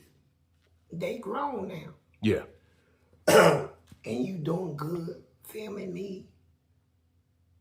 What one of your son get in a situation where he get in an argument or something Mm-hmm. and kill somebody, Mm-hmm. and they come and lock you up, Mm-hmm. you think you should be locked up? With him being 23 now, when he was 14. Right now. No, it don't apply. He's grown. It don't apply. He's grown. No. If you over 18, you're an adult. That's when it's on you. Before then is what they talking about. A minor, the parent is responsible. I don't agree. Woo! You should never lock nobody up for a crime they didn't commit. I stand by that. If you didn't commit a crime, you shouldn't be locked up. If it's your 14-year-old, then you're responsible. No. Nobody's responsible except for your own actions. So okay, the 14-year-old, you gonna send him to prison? For his own action. You gonna send the 14-year-old to prison? I didn't say I would. I'm saying they will. Well, in what you saying, nobody's accountable then. Man, he gonna get arrested and charged and convicted. And whatever the court say, that's his fate. But it ain't his mama now. Well, I bet you for the most part, most of them kids are not being parented. I bet you. We can look up statistics. I bet you most of them kids are not being parented. I don't think nobody should be locked up for what their kid did. I don't think you should bring kids in this world and not parent them. And not raise them. That's a hard one. No, it's not. No, that's an easy one. Yeah, it is. You can't. You won't lay down with a woman and have kids. You need to take care of that child. Period. Yeah. There's no excuse for it. There's no excuse for that one. Yeah, it is. Bringing a child, not raising them. Raise them. That's what I call raising a child. Mm-hmm.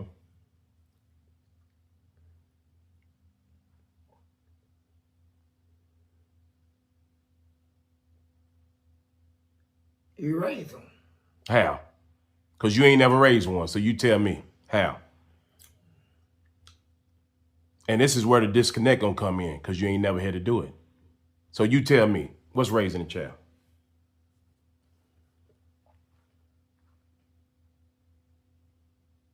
It ain't going to prison, that's for sure. Well, give me something. I live with a girl. No. No, wait a minute. You talking about raise a child. This girl had 2 girls, 10 and 4. Mm-hmm. When I moved in, she was whooping them. I stopped all that. Talk to them.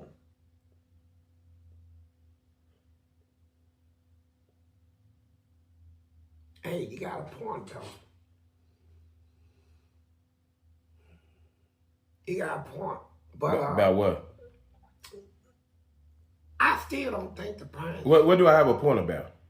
Because you hate being wrong, so go ahead and tell me.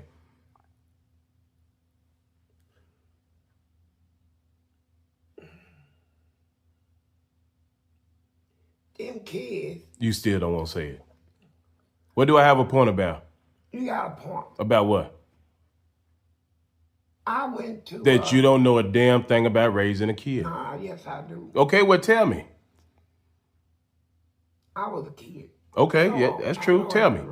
Tell me how to raise one.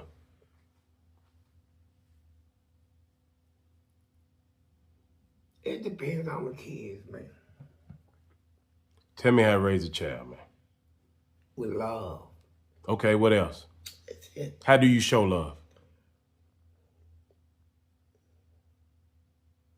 Fuck all that. How do you show love? Look. So you don't even know how to show love. No, I'm saying this, and I stand by it. When you start locking up people... See, you run from conversation every time. Yeah, when you lock up... How do you show a child you love them? You said you was a child. What did your parents do to you to show they loved you? You said they was good parents, so don't back out of it now. I never said they was good parents. I said they was my parents. No, you said they was good parents. You did. My What did they do to you, for you, to show they loved you? I can't think of that, but See? Thank you.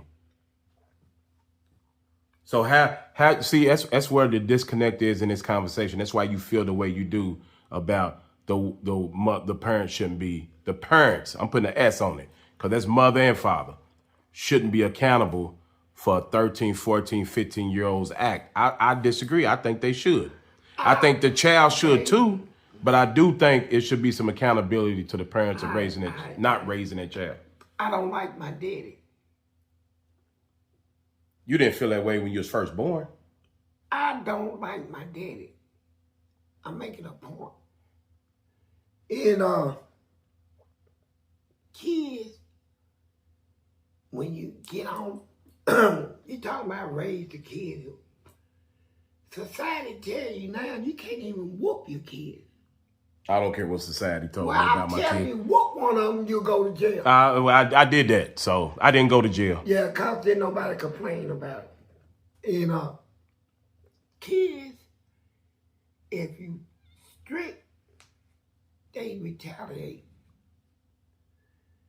If I'm sick of my daddy with the laws they got now, I would have put him in prison.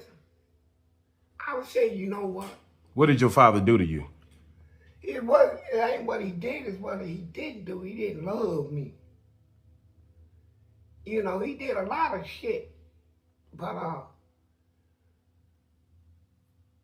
if I had known the laws the way they are now, I would have went out there and committed a crime to see it so he can go to prison. Both of them. At what age you would have I did would that? have did it at 13 and 14. I would have put both of them in. Okay, prison. well, what about from 2 to 12? I didn't have understanding. I know that's where the parents come in at. That's what I'm trying to tell you. That's where parenting comes in at. If I parent you the right way from 2 to 12, you're not doing that at 13, statistically, most of the time. You would not be doing it at 13.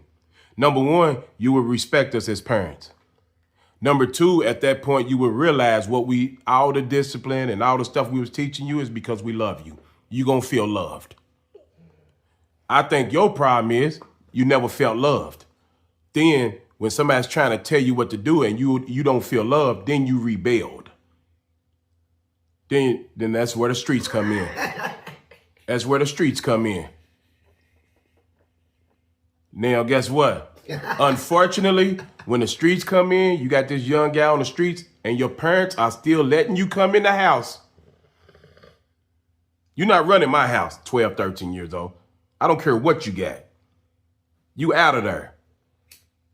If it's something I can't control, then you're out of there. And I'm going to tell the state, either y'all take them, or I'm going to kill them. You're not running over me, and I done raised you in my house. I pay all the bills. I done bought you everything that up until this point that you needed and everything that was necessary in life. I done provided. You're not running over me in my house. When I see a kid run over a parent in their house, that means them early years, they slipped up. They didn't do what they were supposed to in them early years. What I'm saying is... Now, they didn't show you love. You hit the streets 12, 13 years old. Now you're out of control. Oh, yeah. Now, see, that's what I'm saying. The accountability is from the earlier years. Because if I waited till my son got 15, 16 years old, at that point, he has that young man strength. So yeah, if I'm gonna have a harder time controlling him at 15, 16, 17, and I'm 45, 50 years old, I'm gonna have a harder time controlling him. At that point, I have to control him with probably way more discipline than I want to as far as putting my hands on him. Because the whooping's at the door and then I'm beating him up. Now, when you start beating up a young man, because that's what he is at that point, you 16, 17 years old, and you go to the gym and you working out and you playing sports, you big enough for me to call you a young man. You're a young man at that point. I'm squaring up with you now. But soon as I black your eye, knock your teeth out, bust your lip, then that's where the rebellion's probably gonna set in for a lot of kids. They're gonna be like, hold on. Instead of him whooping me, he beat me up. Now for us, black people, especially black men, I know me, when I was 17, 18 years old, 16 years old, I already thought I was a man. I had took on that ownership of manhood at that point. The ego kicked in. You know, I was strong. I was the thicker kid. You know, I wasn't fat or nothing, but I was strong. I was fighting men. Right. So, you know, at that point, you know, I'm feeling, you can't tell, my mother wouldn't have been able to tell me nothing if she would have waited till I was 14, 15 years old to start raising me. But her and my grandmother started when I was young. I developed respect and love when I was being respected and loved, being raised up. So when I got to a certain age, I wasn't going to just disrespect them. I never put my hands on my mother and grandmother. Never even thought about it. That was never even a thought. I didn't want them to even see me fail in life because they loved me and I know they cared about me. So that's where the accountability come in, the early years. We keep on waiting till they 14, 15, 16, 17 years old to start raising them. Hell, at that point, it's over with. The street done got a hold to them. Other men might have got a hold to them. Their influences are coming from different places, especially now with social media. Right. There's no coming back from that. It's going to be very hard to pull them back. But that's why, men, you don't see eye to eye, because some things you have to go through. I ain't knocking you for not having kids. I think kids would have saved your life. But I think it would have kept you out of jail because I know how you love kids. But because you didn't have them, it's a certain part of you just not going to feel. You can't make that feeling up not having a child. You have to actually go through that. Right. So that's why you feel that way. And plus, you know, you a criminal. No, I ain't no damn criminal. But that's why you think that way because you done been through the system. You done been through the system, so you're gonna naturally think different than me. But I think that accountability starts early.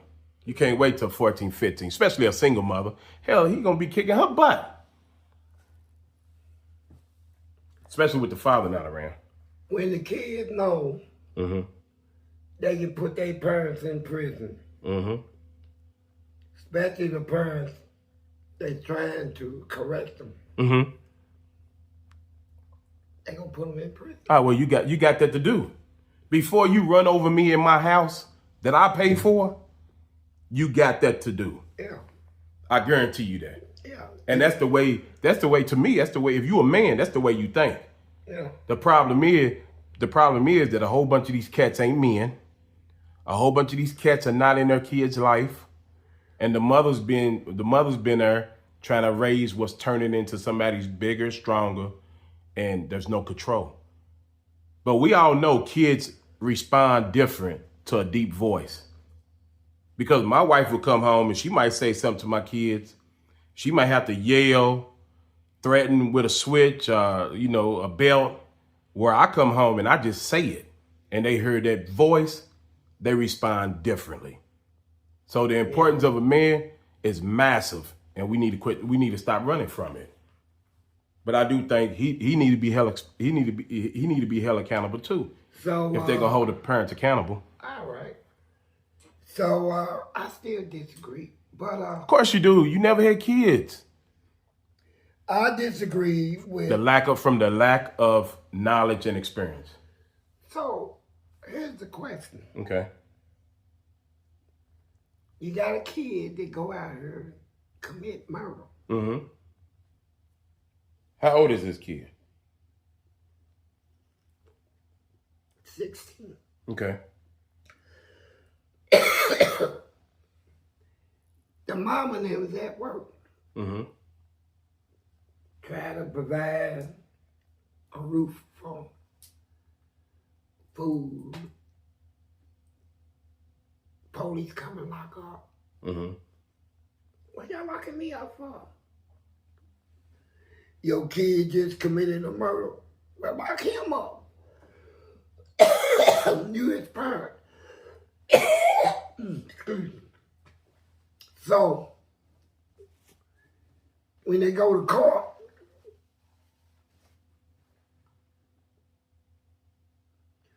time should a parent get? Same amount? You asking me? Yeah. You know, accountability is Accountability. the accountability is not always putting him in jail as a parent. Well, that's What I'm trying to tell you is, I'm pretty sure it's going to be different circumstances.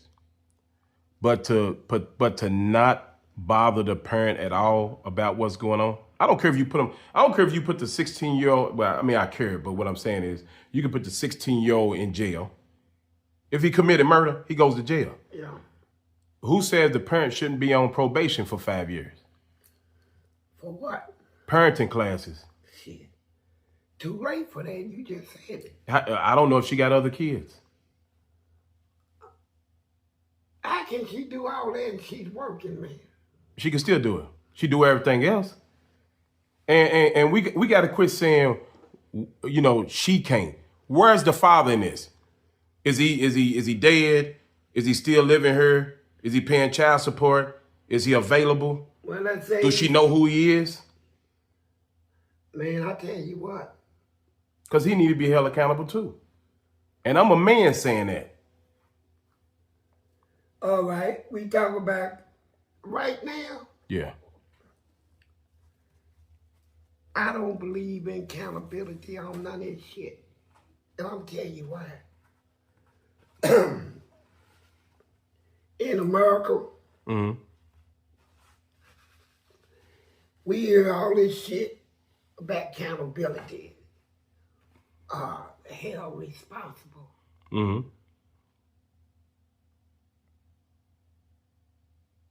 If you was to take it literally serious, hold everybody accountable. Yeah, we got no, I ain't gonna talk about that. We got people that commit crimes and still run in office. They're being convicted and everything. No accountability. Right. No accountability from the way they treat poor people. Taking a Medicaid, Medicare, all this shit.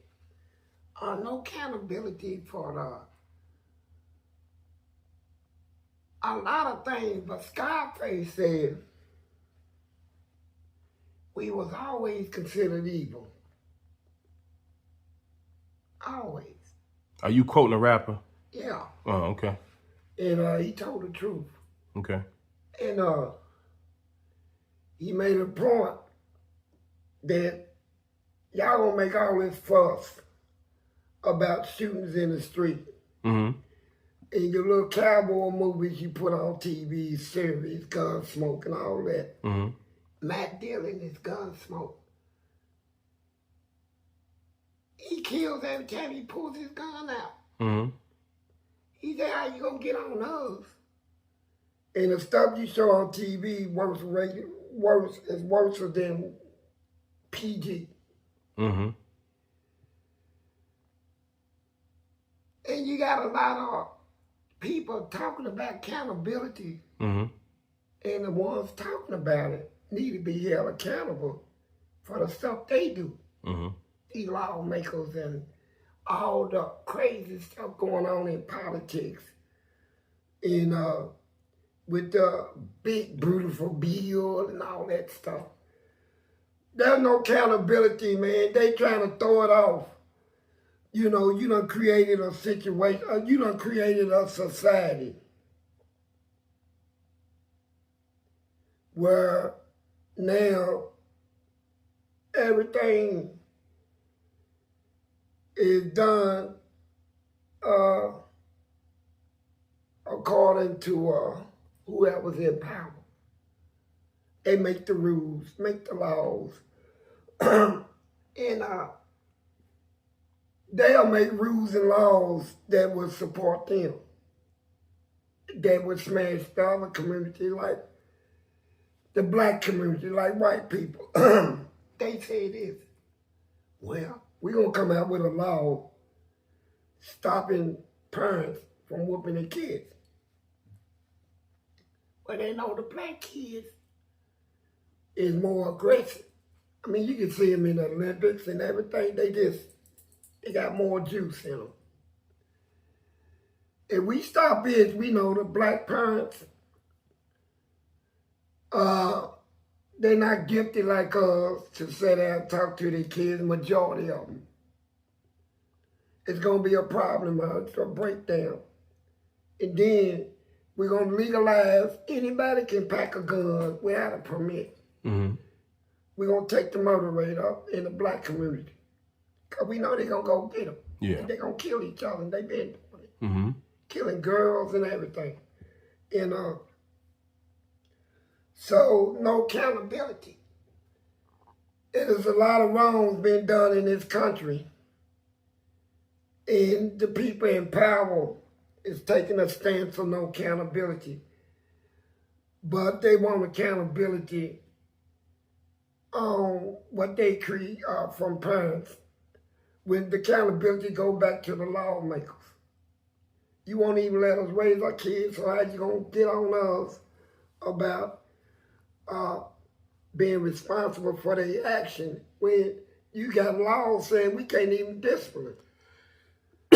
So motherfucking accountability goes to you. You know, you saying we can't whoop our kids without going to jail.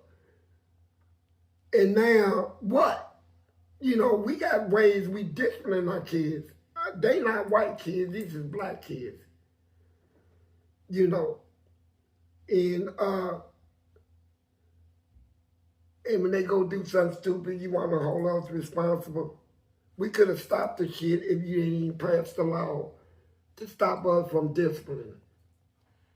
And I'm glad you said that, because I can't worry about your laws. And I can't worry about them not being accountable for what they do. But I'm going to be accountable for what I do and what my kids do, especially when I'm raising them. See, I wasn't waiting on the system to come up with a law.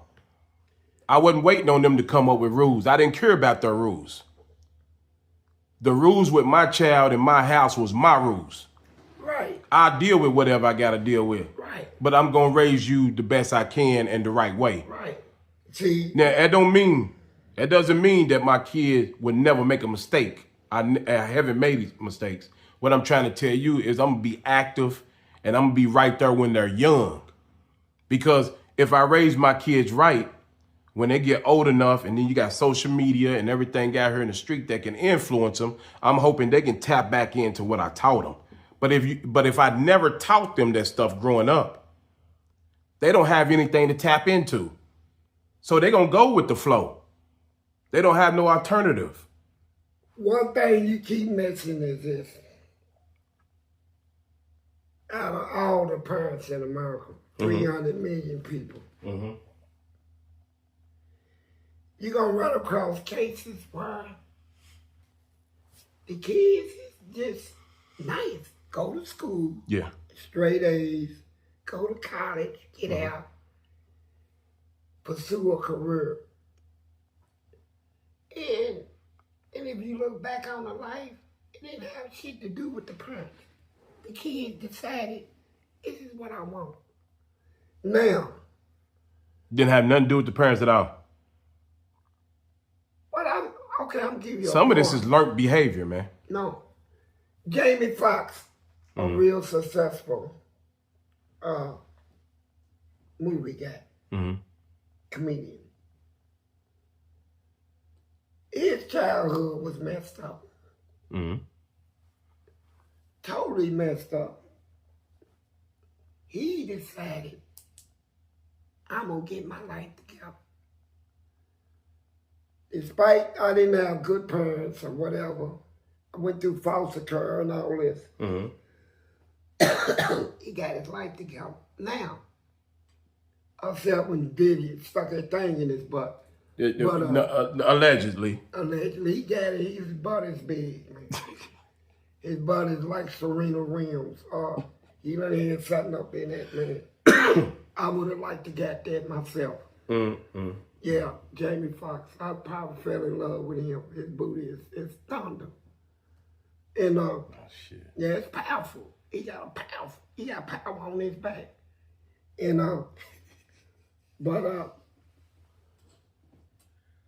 Man, you got my mind twisted now, man. I'm thinking about this man's booty, man. No, you was talking about how he was raised in foster care. When he got older, he went the right way. The point I'm making is, you got parents out there from a baby. They tried, man. I mean, they not super skilled in psychology, child psychology and all that. Mm-hmm. But they do the best they can to raise their kids. Most of them, yeah. And what about the ones that do hands down all they can? Mm-hmm. And the kids still do something crazy. Should they not be recognized?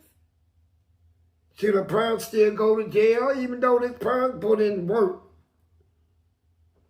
What I'm saying is, in a lot of cases, yeah, it can revert back to the parents, how they raised the kids, didn't raise them, didn't talk to them, didn't try to teach them. But I'm talking about the parents that done put in work, that done did everything that they believe is right, from church to counseling to getting their kids the best that they can get and helping them. And the kids still do something wrong. And I don't think the police should run up on their parents that done went overboard trying to raise this kid and lock that parent up. I just don't. So you saying none of them should be held accountable? Hell no. Not even the ones that didn't raise the kids? No. When you commit a crime, You're talking about 13, 14-year-olds. man, I ain't had no kids. But if I had one, and if I knew, if it even dawned on me, somebody's running around the neighborhood killing, and I find out it's my son, I'm gonna handle that. What you gonna do? I'm either gonna kill him or I'm gonna put him in prison. Either one. So what about the beginning of his life when he's 2 to 12? Well, when I know I done put everything in him and loved him and try to raise him and talk to him and teach him the correct way to handle problems and deal with situations, and he still went left. Oh, you ain't gonna lock me up, motherfucker. Shit. I'll be ready to die. And parents out there working hard, man. And them kids, man, is just rebellious. And they got so much rebellion in the world for the kids, like distractions like gangster rap. I remember the time before gangster rap, kids wasn't as violent as they are. And Scarface and all them, even though I quoted him, and he said, gangster nigga, Tupac, none of them ever gave a gun to me. No, they didn't. But your lyrics do influence the mindset of the people that listen to them. Mainly kids that's not being parented. It does, because they looking for influence. And they teaching them. And you know something? I know kids listen to rap and watch bad movies all the time. I did it. I'm getting hungry. All right, I did it. But what overpowered everything was the love and the influence I had from my mother and grandmother. Okay, you talk about probation for the parents. 5 years. Okay, what if the kid went to jail? No, probation. He's in jail. You got another kid do something. What they gonna do? Violate my probation? Put me in prison? Man, fuck that. Well, I tell you this. Man, To me, that's definitely now you just turned into something else, because what you saying is, so you telling me that these parents done did everything right, the 16-year-old goes to prison. And then the child behind him goes too? God did everything right, but look at the world. Now here you go with this. No, it's the truth, man. We looking at facts. We looking at facts. Look at this. Okay, leave God out. All these churches claim they did everything right every Sunday, but look at the people that come out of them. Do you believe it? No. Okay. Do you believe? I believe that.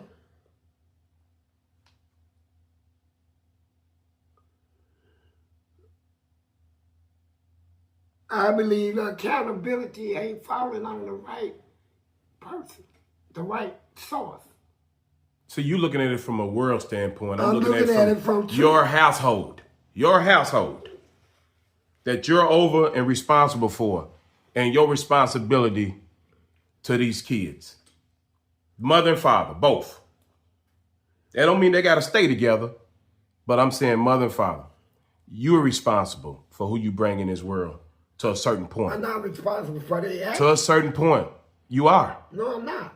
At 7 years old, you're not responsible for No, them? I'm not. See, that's what I'm saying. You never raised a child, so you're not even looking at that. Your parents wasn't responsible for you at 7? No. That's why you went to prison. Man. That's why you went to prison. They were supposed to be responsible for you until you was at the point where you could be responsible for yourself, but you had to take on responsibility a lot earlier, and you rebelled because you wasn't loved at home.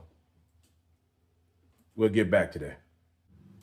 What do you think the resolution is for all this young black men killing, especially a lot of women? We got 2 women just being killed in the city.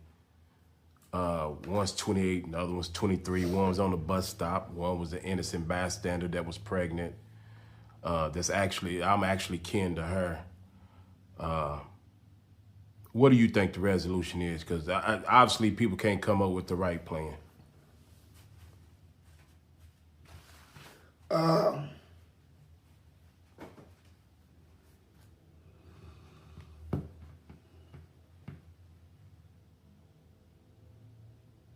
I think they been shutting down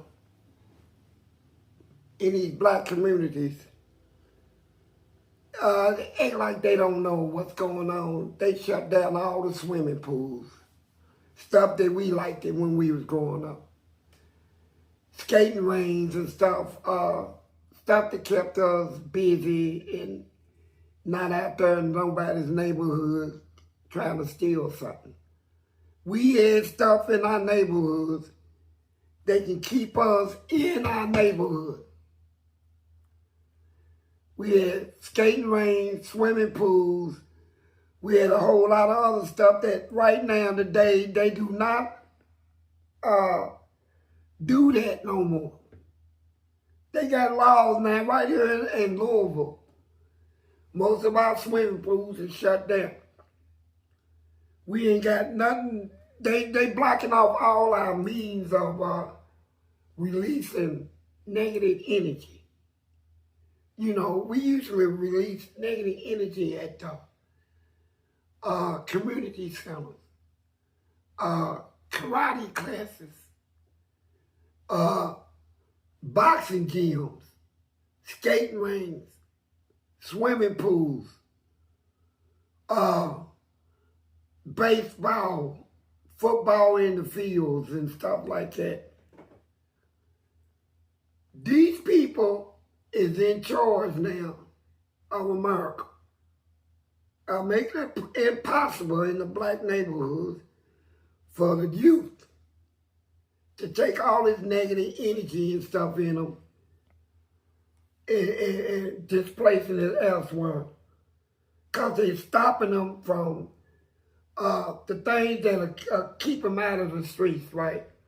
Because when we used to go to skating rings and stuff, man, you know, but I think, answer it truthfully,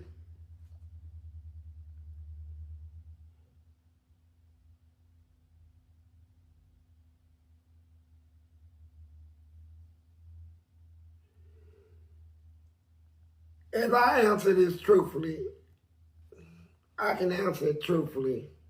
Y'all not gonna go for it. Ain't nothing you can do. I'm just telling you the truth. Not a damn thing. Why? It's done been prophesied. Once a prophecy hits the earth, coming from a real prophet, it comes true. You can prophesize into happening something that never happened. All this evil in the world, the crime, the sin, according to what I know, it's going to increase. No government, no system, no organization, no family, no programs, no nothing is going to be able to stop the increase of evil, sin, and crime. It's going to continue all the way until it ends. An end is put on it. That is the truth. Now, in the meantime, I guess the only thing the world can do is create situations where they can take the people off the streets that is not wanting to live righteous. But wherever you put them, they still gonna do what they do. It ain't gonna decrease nothing, but you can punish who you want, but you still ain't gonna be able to take away the crime, the sin, and the violence. There is no, I'm not gonna say nothing lie to people, like churches and everybody else. I'll tell you the truth. There's nothing you can't do but live and try to deal with it the best you can. That's it. You don't think There ain't no man in this world. you don't think no government, nobody can stop it.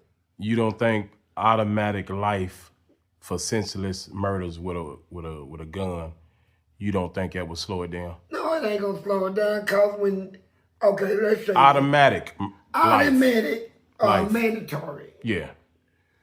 It ain't gonna stop shit, cause I'm tell you why. I remember when we was growing up, here's what these crazy lawmakers don't realize. They started this. Back then, we wasn't doing nothing but stealing pocketbooks, going into stores and boosting. Car theft. Every now and then, a robbery. Somebody running for politics, office, want to get up there and tell the people, if y'all elect me, I guarantee you, we're going to stop crime. We're going to take a bite out of crime. We're going to increase the time. We're going to make mandatory sentencing. If you get convicted, it's mandatory. All that shit. Man, when we heard that in the hood, our mind switched from now on, because we wasn't violent. Right. If I steal, I ain't leaving no witness. That's where it came into play. That's where all the violence comes from. When you increase the law, the penalty, when you tell people you facing life sentences if you get locked, you think they're going to rob somebody and let them live? Hell no. No. What I'm saying is it's automatic, it's mandatory life if you kill somebody. Right. They was making it PFO. You was getting life sentences for not killing nobody. Well, PFO means you've been in trouble 3 or 4 other times. But What I'm saying is mandatory life for killing a senseless murder with a gun. Man, the senseless murders with a gun is what I'm trying to tell you came from the increase of the penalty for crime. No, it's not a law yet. I'm asking you, if they did that, would people stop killing with the guns? No. Senseless murders. No, and I'm telling you why. You take it all the way back in the cowboy days, when they told you, you get caught from stealing anything, your penalty is death by hanging. You can steal a horse, a cow, a chicken, or whatever. They caught you stealing. The penalty for felonies in America, the penalty was death. Any felony, I don't care if it's shoplifting, death. They done tried it already, and it didn't work. I bet you it decreased. It didn't. They still stole horses. They still robbed banks. No, I bet you they didn't do it as much. Shit, you're lying. You better check the Cowboys out. The motherfuckers. Well, forget the cowboy days. I know if somebody's looking at, like, they just pulled out. They just pulled out. Hold on. No, I'm gonna get you. I'm gonna get you. You gonna say that's the way I think? I already know. Go ahead. Nah, I'm gonna get you. Go ahead. You keep basing everything on your success. See, that's what I'm saying. No, I'm not. Yeah, basing it You on, base everything on doing prison time. Well, you base it on you. The fact that you done had a life of success with you and your family means that everybody should. No. Had the same opportunity. No, that's not what I'm saying. But I do believe this. If I want to know about prison, I'm gonna talk to you. If I want to know how to stay out of prison, I'm gonna talk to somebody that's never been. That's you. That's my thinking. Right. That's the way I think. Yeah, you think good. I can't ask somebody who's never been to prison about prison. It's not gonna be credible. Just like you can ask me what about prison. I can only tell you what I've learned from you and my brothers and a couple buddies of mine. I can't tell you the feeling. I can't tell you what it feels like to go through that door and hear it slam. Then you go in there and you bend over and all that other stuff. I can't tell you about none of that. I can't tell you the feeling, but I can write out what y'all done told me. I can remember it. Right. But I can't tell you how it feels. But if somebody was to know how to stay, just like I told you, you stay out of prison by taking prison off the table. Right. If you take that option off the table, I think, me personally, I think you're more liable not to end up in prison if you take it off the table.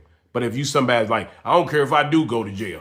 I don't care if I do this. I don't care if and you keeping it on the table. Guess what? The tongue is very, the power's in the tongue sometimes. And I do think if you keep it on the table, you may end up there. That's my opinion. That's a good one.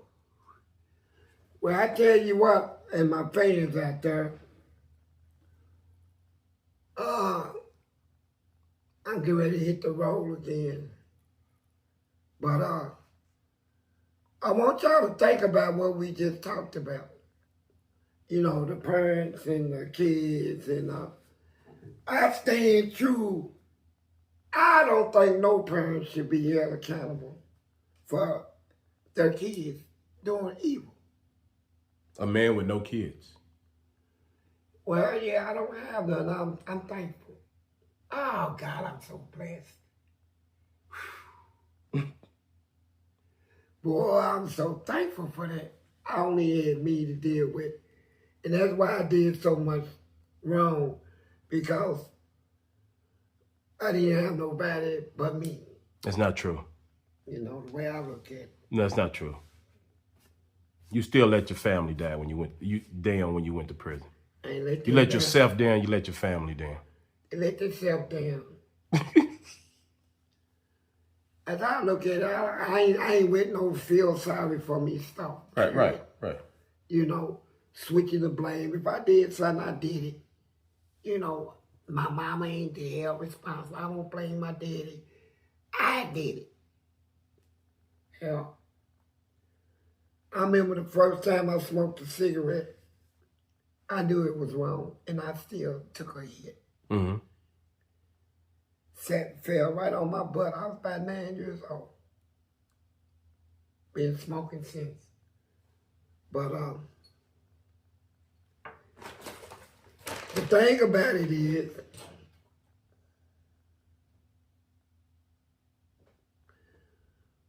well, I feel for you parents out there.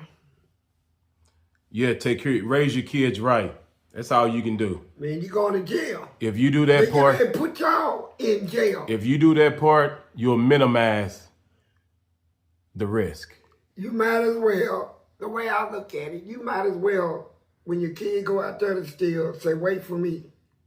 I'm going with you. See, you keep acting like it's every child. It's not every child.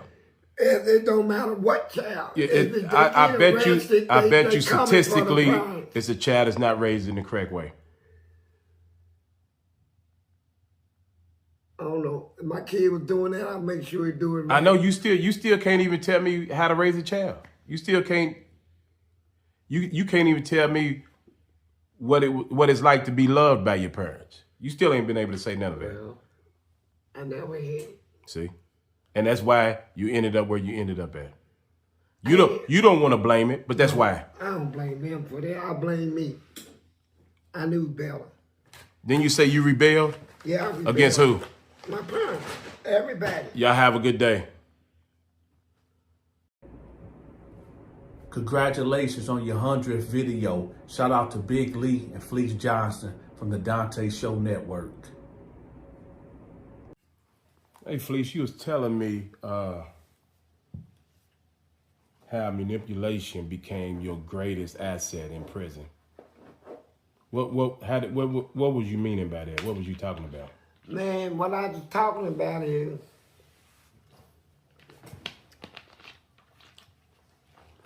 I was considered,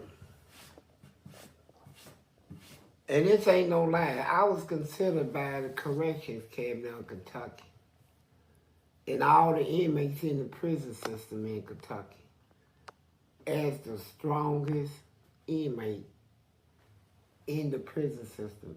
Strength. And the corrections put me as the toughest. The most violent. The most violent, the most toughest that ever went through that.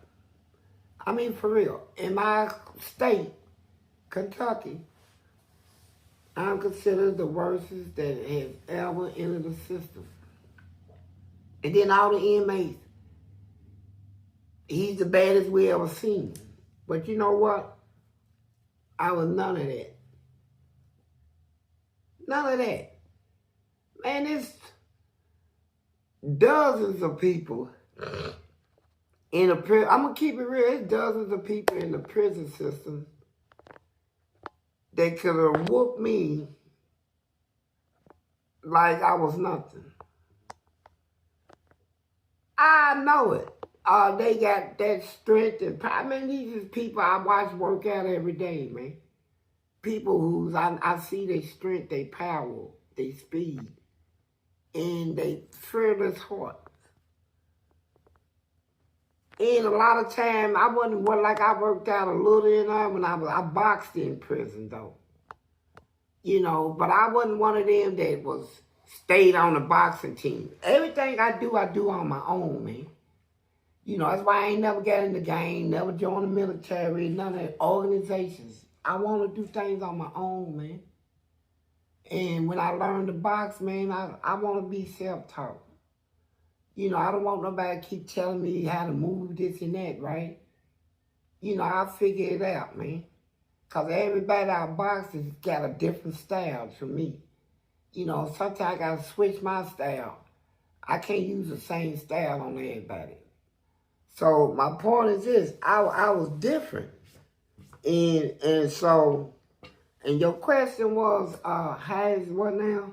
You said manipulation was your greatest asset. Yeah, I knew how to manipulate. See, I can, like, for instance, a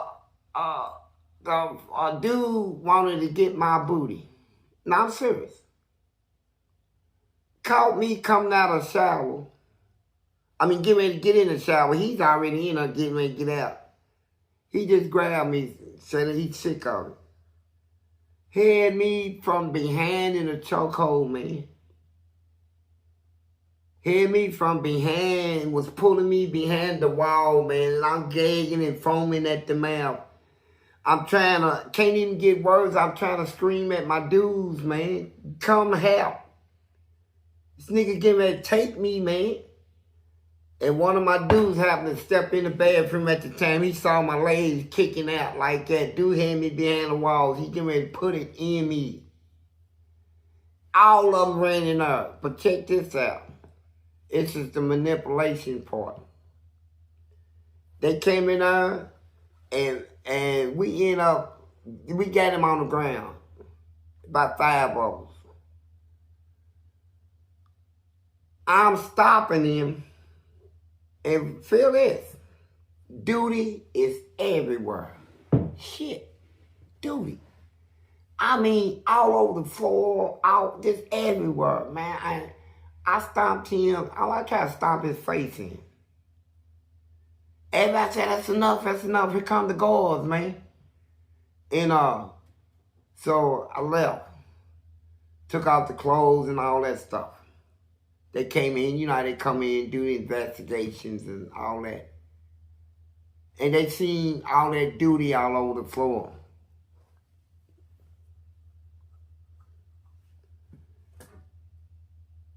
I didn't want to tell nobody it was mine. Yo, what? It was my duty. That nigga choked me until I shit it, man. But you know what I did? I manipulated. I told everybody, man, I said, you see what I did? I stomped that nigga. I made that nigga duty. So everybody, I told everybody I stomped the shit out. I said, man, I stomped him, man. That nigga shit all over the place. It made people think I was like super tough. You know, I'm the one that shit it. But I'm not gonna tell these niggas that this nigga choked me like this, man. You know, I took credit. Thank you for helping me, bro. And all this stuff, man. This nigga hit me, man. I duty but my manipulation was I stomped him out, you know, thanks to them helping me, but and now I'm gonna take credit for everything. The duty on the floor came from me stomping him. So now that's gonna make my name a little greater. Man, y'all better leave him alone, bro. When this nigga get on, this nigga gonna stomp the shit out of her. You gonna make your shit. So I put that out there, you know, ask anybody, nigga. That type of manipulation, right? A lot of dudes in there, man, I'm talking about hard dudes, they'll sit back like this. What's up, Fleece, man? Now, he's a dude that's battered. Murders on the streets. Hard. This hard is hard. What's up, Fleece?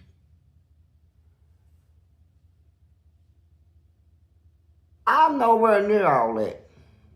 But I got to play my part. What's up, nigga? Man, you holding it down, Fleece? Nigga, ain't no other way but to do it like that. Well, it wasn't me. But I'm playing a part, man. I'm manipulating my way through this shit, man. I'm trying to get up out of here. But every now and then, you find yourself in a situation where they gonna force you to prove who you are. Mm-hmm. You know, and so I seen times where one dude wanted to fight me. He said, man, we was in the hole. He said, Fleece, no rap in the morning. I'm tired of all this I'm hearing about you. Nigga, you ain't nothing. Nigga, I'm gonna stomp your face in. All that. Big black dude. And he's hard. And I done seen him in fights before. Brutal. Niggas brutal. So you knew you was gonna lose? Yeah, I know I got to come out of my cell the next day, man. Ain't no stay in your cell, talk it out, none of that. You got to come out, man, and go to that. And I'm trying to figure stuff out. I said, man, I know he can whoop me. So, like I said, I'm the greatest that ever did it, man. I'm not gonna let no nigga. Ain't no nigga get me on the ground and stomp me, man. I'm not with that, bro. Ain't none of that coming, man. And I said, look, I'm go like this. I got to come out of my cell. So, I started, getting him all roused up where he was screaming and talking loud and stuff, right? And the guards, I already know what the guard gonna say. Y'all need to hold it down back there. So, he had one of them old rusty boys. So, I said, fuck you. So they think it's him. So the guard called his name out. So I started kicking the door and shit, right? And then I got on him. I said, little punk. I said, when they run up on you, one of you guards, you know, you gonna act like a little bit. Yes, sir. No, sir. All that. I was hyping him up. I see you tomorrow, Fleece. You nigga. I'm gonna stomp you to death, nigga. I'm tired of what people keep talking about you. All that. Guard come on the walk. Say, if you kick that door one more time, went straight to his door, right? We gonna strip your cell, we gonna 4-point you, you know, change you to the bed. So when the guard was leaving, I said, you ain't gonna do nothing to me, motherfucker. Fuck you, pig. Pig something. And start kicking the door. So the guard think it's him. So they go suit up. I ain't wanna fight this nigga, man. This nigga was ready to die. He's one of them crazy niggas, man. Nigga, we gonna put you through a whole lot. And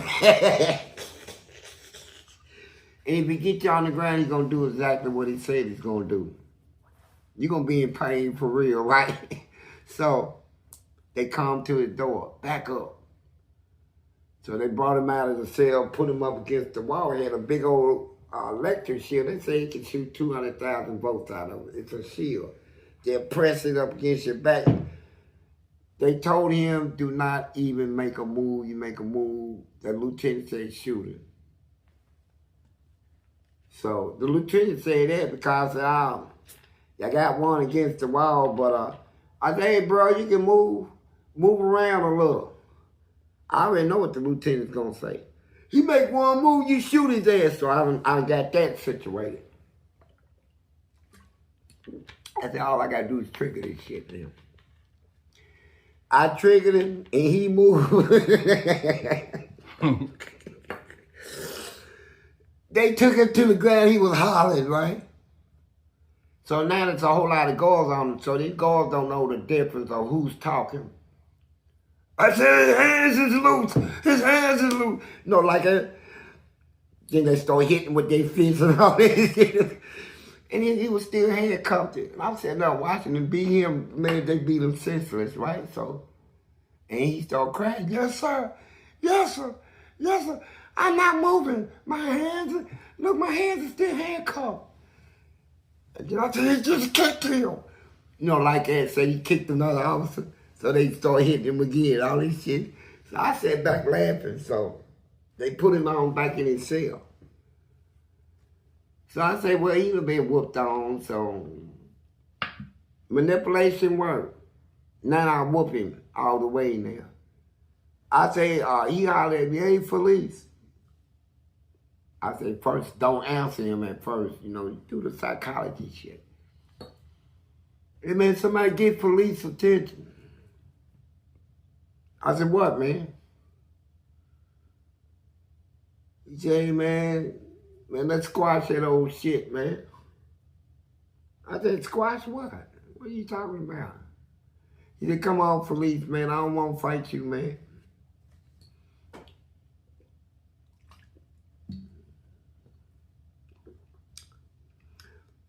I said, we'll talk about it on the wall.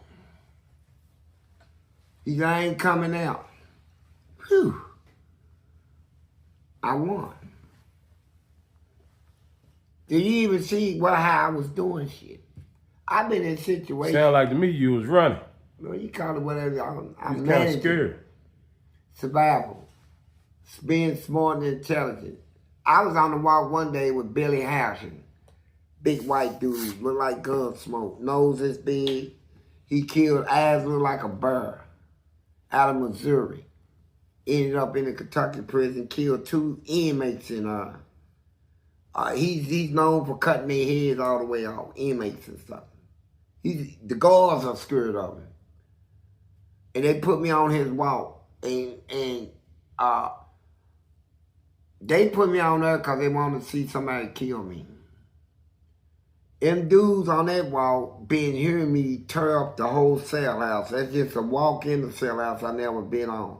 All the other walls, I done destroyed them. And they done heard all the noise. So soon as they put me on that wall, he comes straight to my cell. Hey, you Fleece Johnson. I said, yeah. I'm Billy Housen. We know you're a hellraiser and you like to make noise and beat on stuff. We don't do it down here. If you don't do all that, you can live good down here. All right? I said, yeah.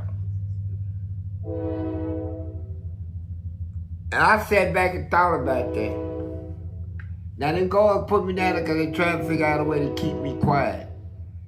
Keep his motherfucker quiet. We done gave him 27 years in the hole. I done promised him I'm never going to be quiet. Now I'm on a walk with one of the most dangerous inmates in the penitentiary.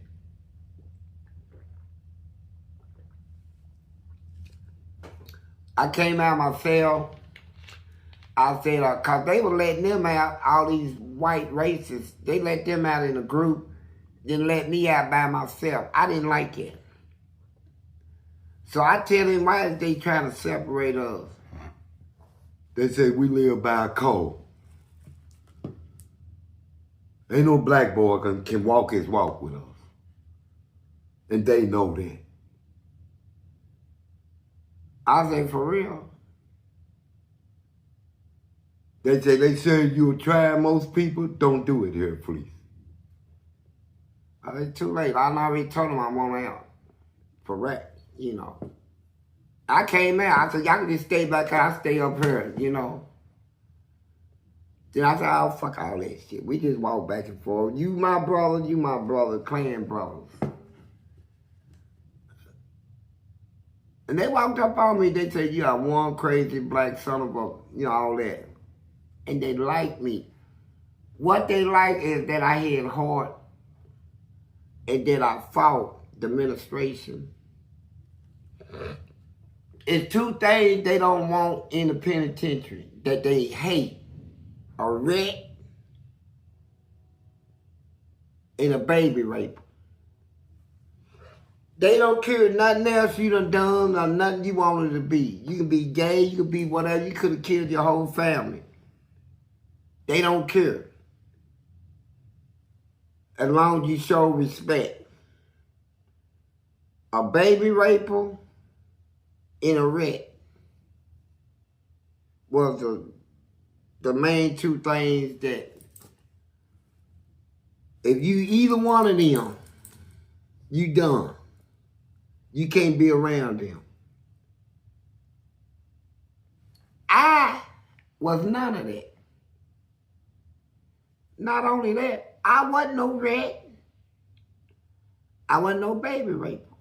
I done been in that prison around murders.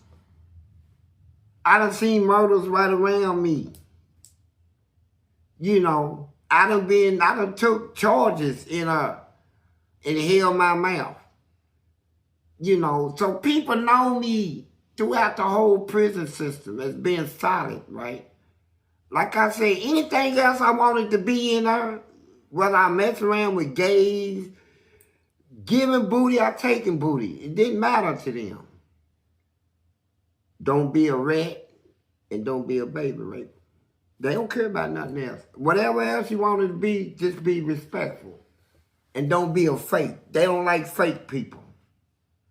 You know, like for instance, if a person is sneaking around doing the gay stuff, it takes respect from him in penitentiary.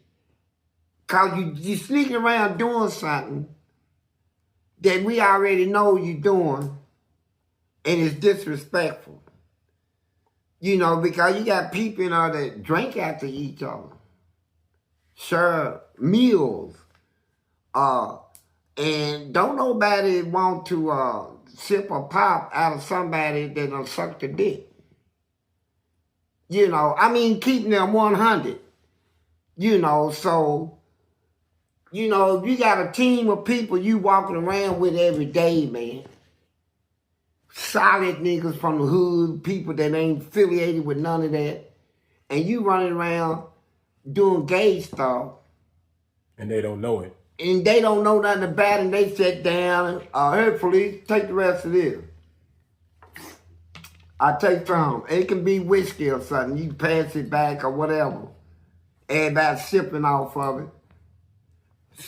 Smoking weed together and shit. And then they heard you suck dicks. I gotta kill this nigga. Nigga, you didn't, you know, so you lose respect. So, everything I did, I did straight up in the open. And everybody know what I was into. So it ain't no fooling nobody or disrespecting nobody. They big on respect in prison. If you ain't gonna show no respect, you gonna have it hard making it, you know. Unless you some type of incredible fighter, you know. But I knew how to manipulate. So that was part of my manipulation. Yeah, man. I remember one time, me, the death row inmate, Brian Moore, and a little black guy named Dion from Newburgh in Louisville, Kentucky. Supposed to be a little baller on the street. But little Dion, man, he had heart, man. And Brian Moore, he was like one of them, well, he was a racist to me. And but he was a wild horse. That white boy would fight sun up, sundown. He could fight 5 or 6 people and get up and laugh about it. I mean, he just liked that stuff. So we was raising hell that day because at that time they didn't have no fans in the hole, no ventilation, no air conditioning, and it's 100 and something outside, and it's about 100 and something inside, and we sweating and all this stuff, and we trying to, and they trying to shut us up, so they put us in the death cells down there in the dungeon. And and the death cells is like this. You go through a steel gate, you in your cell. First, they got a steel door they open. You go in there, then they open the gate and you step in the cell. They shut the gate, and then they shut the big steel door. It didn't have no windows in there. They shut the door and took duct tape and taped it around the cracks of the door so can't no air get in there. They went in the back of, you know, they got a little pipe tunnel right there where they can cut your wire on and off, and you got one vent right there. They taped that, but can't no air come out. Trying to kill us. Dion and Brian Moore didn't know what to do. The toilet, here's the toilet. This is what I've been in, booty man. Imagine sitting on a toilet and somebody building a block, a brick wall around, cemented block around the toilet. Well, when you sat on it, your legs would be out like that. Inside of the toilet, it was green and molded. And they didn't know what to do. I told them what to do. In that nasty toilet, stick your head in there and keep flushing it. So oxygen, and oxygen will come through that. You know, and that's the only way we was able to breathe. We had to do that most of the night, just keep flushing the toilet. So we can breathe in there. All 3 of y'all was in there? Yeah, we wasn't in the same cell, we was in different cells, but we can hear each other. Yeah. And Yeah, and we survived that. How many days were y'all in there? 3. Y'all had to do it for 3 days straight? Yeah. Was it hard to breathe in there? Yeah. Yes, it was. Very hard. And but we made it. This is the type of stuff I've been through. So I'm in an environment of prison where laws is not being followed, rules are not being obeyed, ethics violations. I'm in a cruel and unusual punishment situation, the whole prison. And the inmates, they live by their own code. Only they right, you wrong, no matter what. They had superstition in if you eat cheese, you a rat. Yeah. Would nobody eat cheese? I said, I'm going to. And I did. And if you call me one, you out of here. I changed that. At the prison I was in was sick at the time. Real sick. And so I realized to survive in her,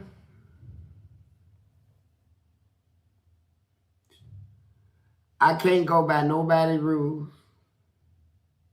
I'm not joining no gang for no protection. I ain't joining no organization for no protection. I don't want anybody in her gang group, whatever. I'll fight me. I can't take orders, man. You know, little stupid orders and stuff. I know when to attack and when not to. So, and I had to manipulate, and I'm not lying. I made it through 40-something years. But everybody look at me as like, just like when I broke it now, that is something I can't think about. Well, I did break handcuffs and stuff, but it was pure strength. But it wasn't man's. I'd say it came from, I don't even want to get God involved, but yeah, I didn't know I had that strength in me. But it only come out through anger, frustration. I got to be in a rage, almost in a rage. And so, I got in a situation and once you get to fighting, you just can't stop. Because they go on the last blow. Like, somebody hit me, I'm going to say, well, I got to hit him back. I come back and hit him back, and he's like, I'm going to hit you back from hitting me back. Then the wheel turns, and you continually fighting. So I got caught up in that where I couldn't back out now. Ain't no, hey man, let's work it out or nothing. Now I'm in a situation where I got to stay hard to survive. I got to even get harder. I got to go above whatever they on in here. I got to go above that. You think y'all crazy? I'm going to show you crazy. I went above everybody. The inmates that were scared of guards, certain guards walk around. Come on. Empty your pockets. I say, I am the shit. Run up on me, try to put his hands on me and lay him out. Inmates see it. All the inmates like, who is this? Ain't nobody ever threw shit on the guards out of fear that they'll get killed. I threw buckets of it. 5-gallon buckets of it. Man, I made over 100 guards quit their job, man. Quit. See? And I said, I get a name and reputation for that. And I had a lot of fights in there too. And I wasn't fighting people that was easy to whoop. Everybody I fought had reputations. Me and Donnie KLT, they call him the jawbreaker. Every time he fights, he breaks something. But he couldn't do it with me because I got him first. See, I realized that first punch makes a big difference in a war. That first lick you shoot makes the big difference on the win of it. Before we get out of here, man, tell me, what's the biggest difference between the 70s when you went in and now? Because these guys are running in there, and I know it can't be as bad as it It's a was. big difference. Most prisons now are program orientated. They got more programs than anything. Back in the 70s, you just going out, the only thing they handing out is punishment. You know, it's a prison punishment. And they felt like then they had a few little jobs you can work, but nothing like what they got now. And technology, you know, we didn't have that in the 70s. And in the 70s, we didn't have all this cable stuff. Like tablets. Man, you go to prison now in Kentucky, they got PlayStation, bro. PlayStation, you lay in your bed and play Lara Croft, and we got a recycling plant in the prison now, and you can run across some triple X-rated CDs, and I was renting them out, man. Yeah, $25 and $50 a night. Yeah, and I was renting out 200-300 of these CDs, bro. But I'm just saying, well, not that many, that's exaggeration, but 15 or 20. And we got everything now. You can go into prison now in Kentucky, and shit, they making it now where it's like a resort. Yeah, it seems like it's very comfortable in there. Oh, yeah, man, you can live like, shoot, kiss the world goodbye out here. That's why I just took off, you know. They threw me out because I done got comfortable. Man, I got money, man, look, they got a once a month order, you can order from steakhouses, McDonald's, and all these restaurants. Then they got donuts you can order. Then our canteen sells everything. Chicken, fried chicken, pork chops, onions, all the canned goods, man, you can live so good in that prison. Then all the school stuff is free. We can get GEDs, college degrees, and already paid for. Tuition is free. All our medical stuff is free. Everything is just free, man. All you gotta do is be able to, if you had a little money where you got your own food, then your cable TV, all you gotta do is screw it in.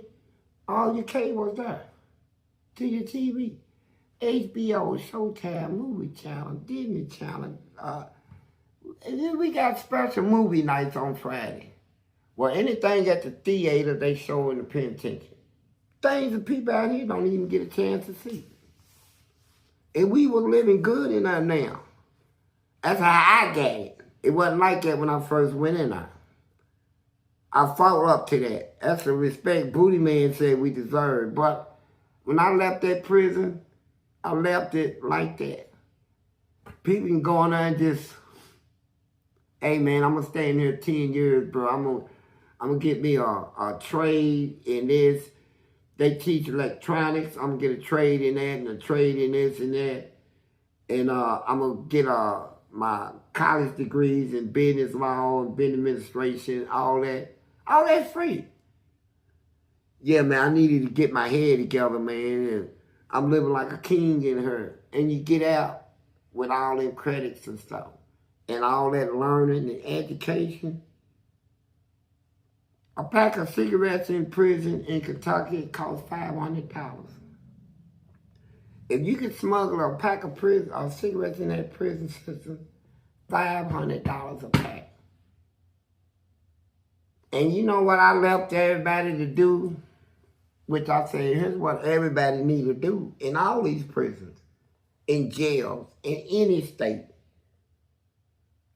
Booty Man's advice. If you a baller, get your girls The ones that ain't got no rackles or nothing like that. And you guys that is out there playing. Get a job in correction. I ain't getting no job in it. Get a job as a police. And then you nuts. Here's the point. When you in her, you in. See, you can see what everything they do in her, right? You know everything. And if you working as a correction officer, you got your girls in her. Remember, a pack of cigarettes can sell for $500 a pack, easy, in Kentucky. Because they have no smoking in Kentucky. So, you can make a killing. And if you got a girl that is in a, let's say, sex, any lady, you ladies don't know, they out here walking the streets poor as dirt, selling themselves for $20. Go get you a job in correction. Them inmates will pay you thousands. They get desperate in there. They got, what type, you think everybody in there is broke? They got inmates, man, I've seen over 200 inmates in there that own property on the street. One guy had 4,500 acres of land, 100 head of cattle, hogs and chicken, and he killed his wife over a man. Caught him sleeping together, killed both of them. But he's still rich. He still got all that money, all them cows and all that land. And you got them throughout prisons, people like that. You know, and so when them girls, if a girl get up in inmates as horny as they are, they end up making, sticking their things in anything. They would screw the mattress in the bed. And the lady go up there, and I seen how they was on these ladies trying to get them.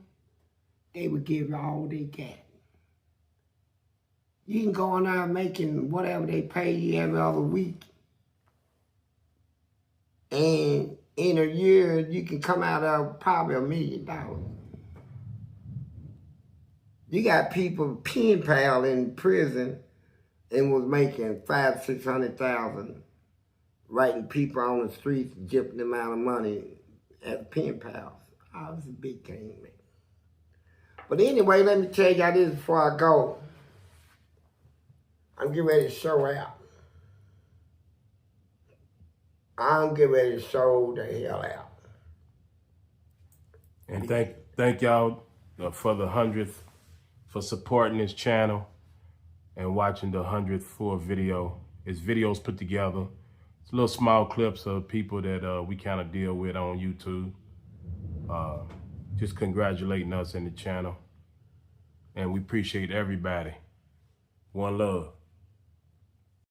Congratulations to Hustle Spirit on your 100th episode. Yes, 100 episode. Congratulations to Big Lee and Fleece, and continue to thrive from your girl, Shawan Shanique. Congratulations, Fleece and Big Lee, on y'all's 100th video. Trying to keep these kids out of prison and keep them safe and off the street. You know, congratulations. Big ups to you guys. This is Miss Kiki from Miss Kiki's Prison Stories. Hey, Fleece, yeah, this is one of those questions that I came up with, that I think about. Because I know one time you didn't know you was getting out. What mistakes did you make? Name something that you wouldn't have done if you thought you was gonna get out, that you did in prison because you thought you was gonna be in there for the rest of your life. If you knew you was getting out, what are some things you wouldn't have done? Well, first of all,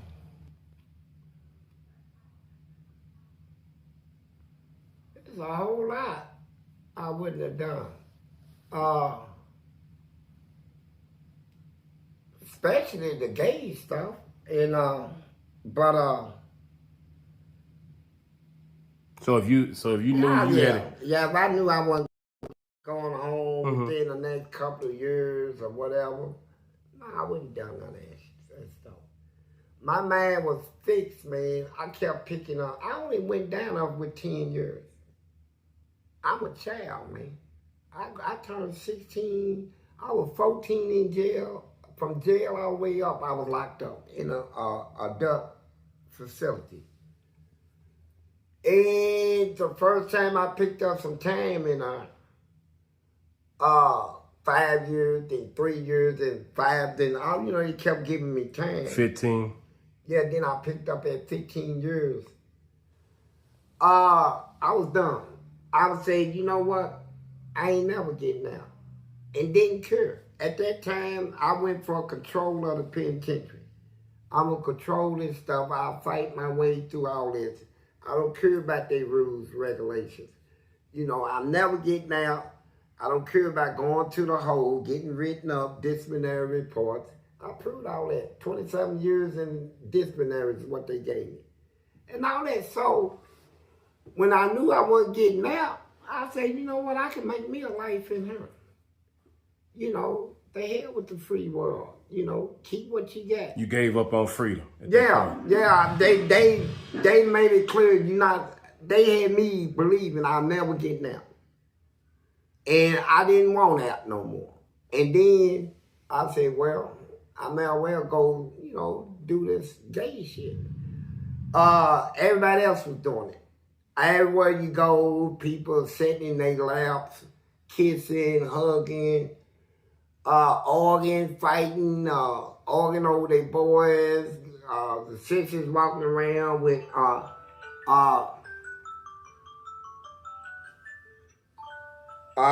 let me pause for a minute. And so I'm in the institution where everywhere I look around, I see it was accepted then. These bodies, laid, shaving, big booties, shaking the butt, lipstick, makeup, and all that stuff. So it had to be something you wanted to do if you fell into it that easily, though. No, it took a while. You keep seeing it. First you do your little sneak around, right? Yeah, as I was saying, people back then, the administration, they allowed homosexual behavior. They encouraged it back when I first got locked up. They was encouraging it. And so... What, to keep y'all calm or something? To keep y'all under control? Why would they encourage that? You got some of them guys, the homo things, makes people go crazy, man. That's why they was putting saltpeter in the food. It's supposed to be something that if you put the right amount, it'll make it where you won't get aroused sexually. But if you put more than the amount, it can have the adverse effect, have everybody walking around hard and stuff, right? And they had nothing but gay people working in the kitchen, man. So they want the excitement. So you eat food in there, you get up from the table, your thing is sticking. It was worse than, what's that stuff they get out here that men take to get a hold on? What they call it? Viagra? Yeah, man, it killed Viagra out, man. And so despite all of that, I started doing a little sneaking around, man. I'm in the first one, I butt plugged. First one you what? Got in the butt. What you call it? I said butt plugged him, okay. It's just That's crazy. A word, I can't say the actual word without being sanctioned.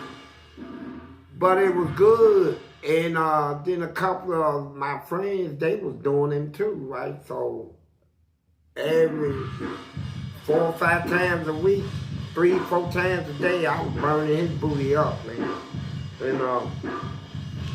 And then I got, sex is like, yeah, like I was saying, I was in prison at a time when all the gay stuff was encouraged and accepted by the prison administration. Wherever you go, you see people kissing, hugging, and so I started, I'm picking up time. I'm like, I ain't never getting out. So, I'm gonna live my life though, and so I indulged. But I don't lie to y'all. I'm gonna give y'all something to think about. Now, I done did all this fighting in her. Everybody's like, man, he's some shit, man. I bar nobody. I'll fight anybody. Inmate, guard, whoever. I done proved it. My name is up there now. And so I got respect all over the prison. They put me in a hole. This is the part where I'm not gonna lie about. I'm gonna let y'all figure this part out. Now, I was just poking them in their butt before I went to the hole. So I went to the hole and they gave me 27 years in the hole. I ended up doing 12 flat. But it wasn't until I got out of the hole that now I'm coming out as Lynda Dynamite. Legs shaved, eyes oars, no mustache, no nothing.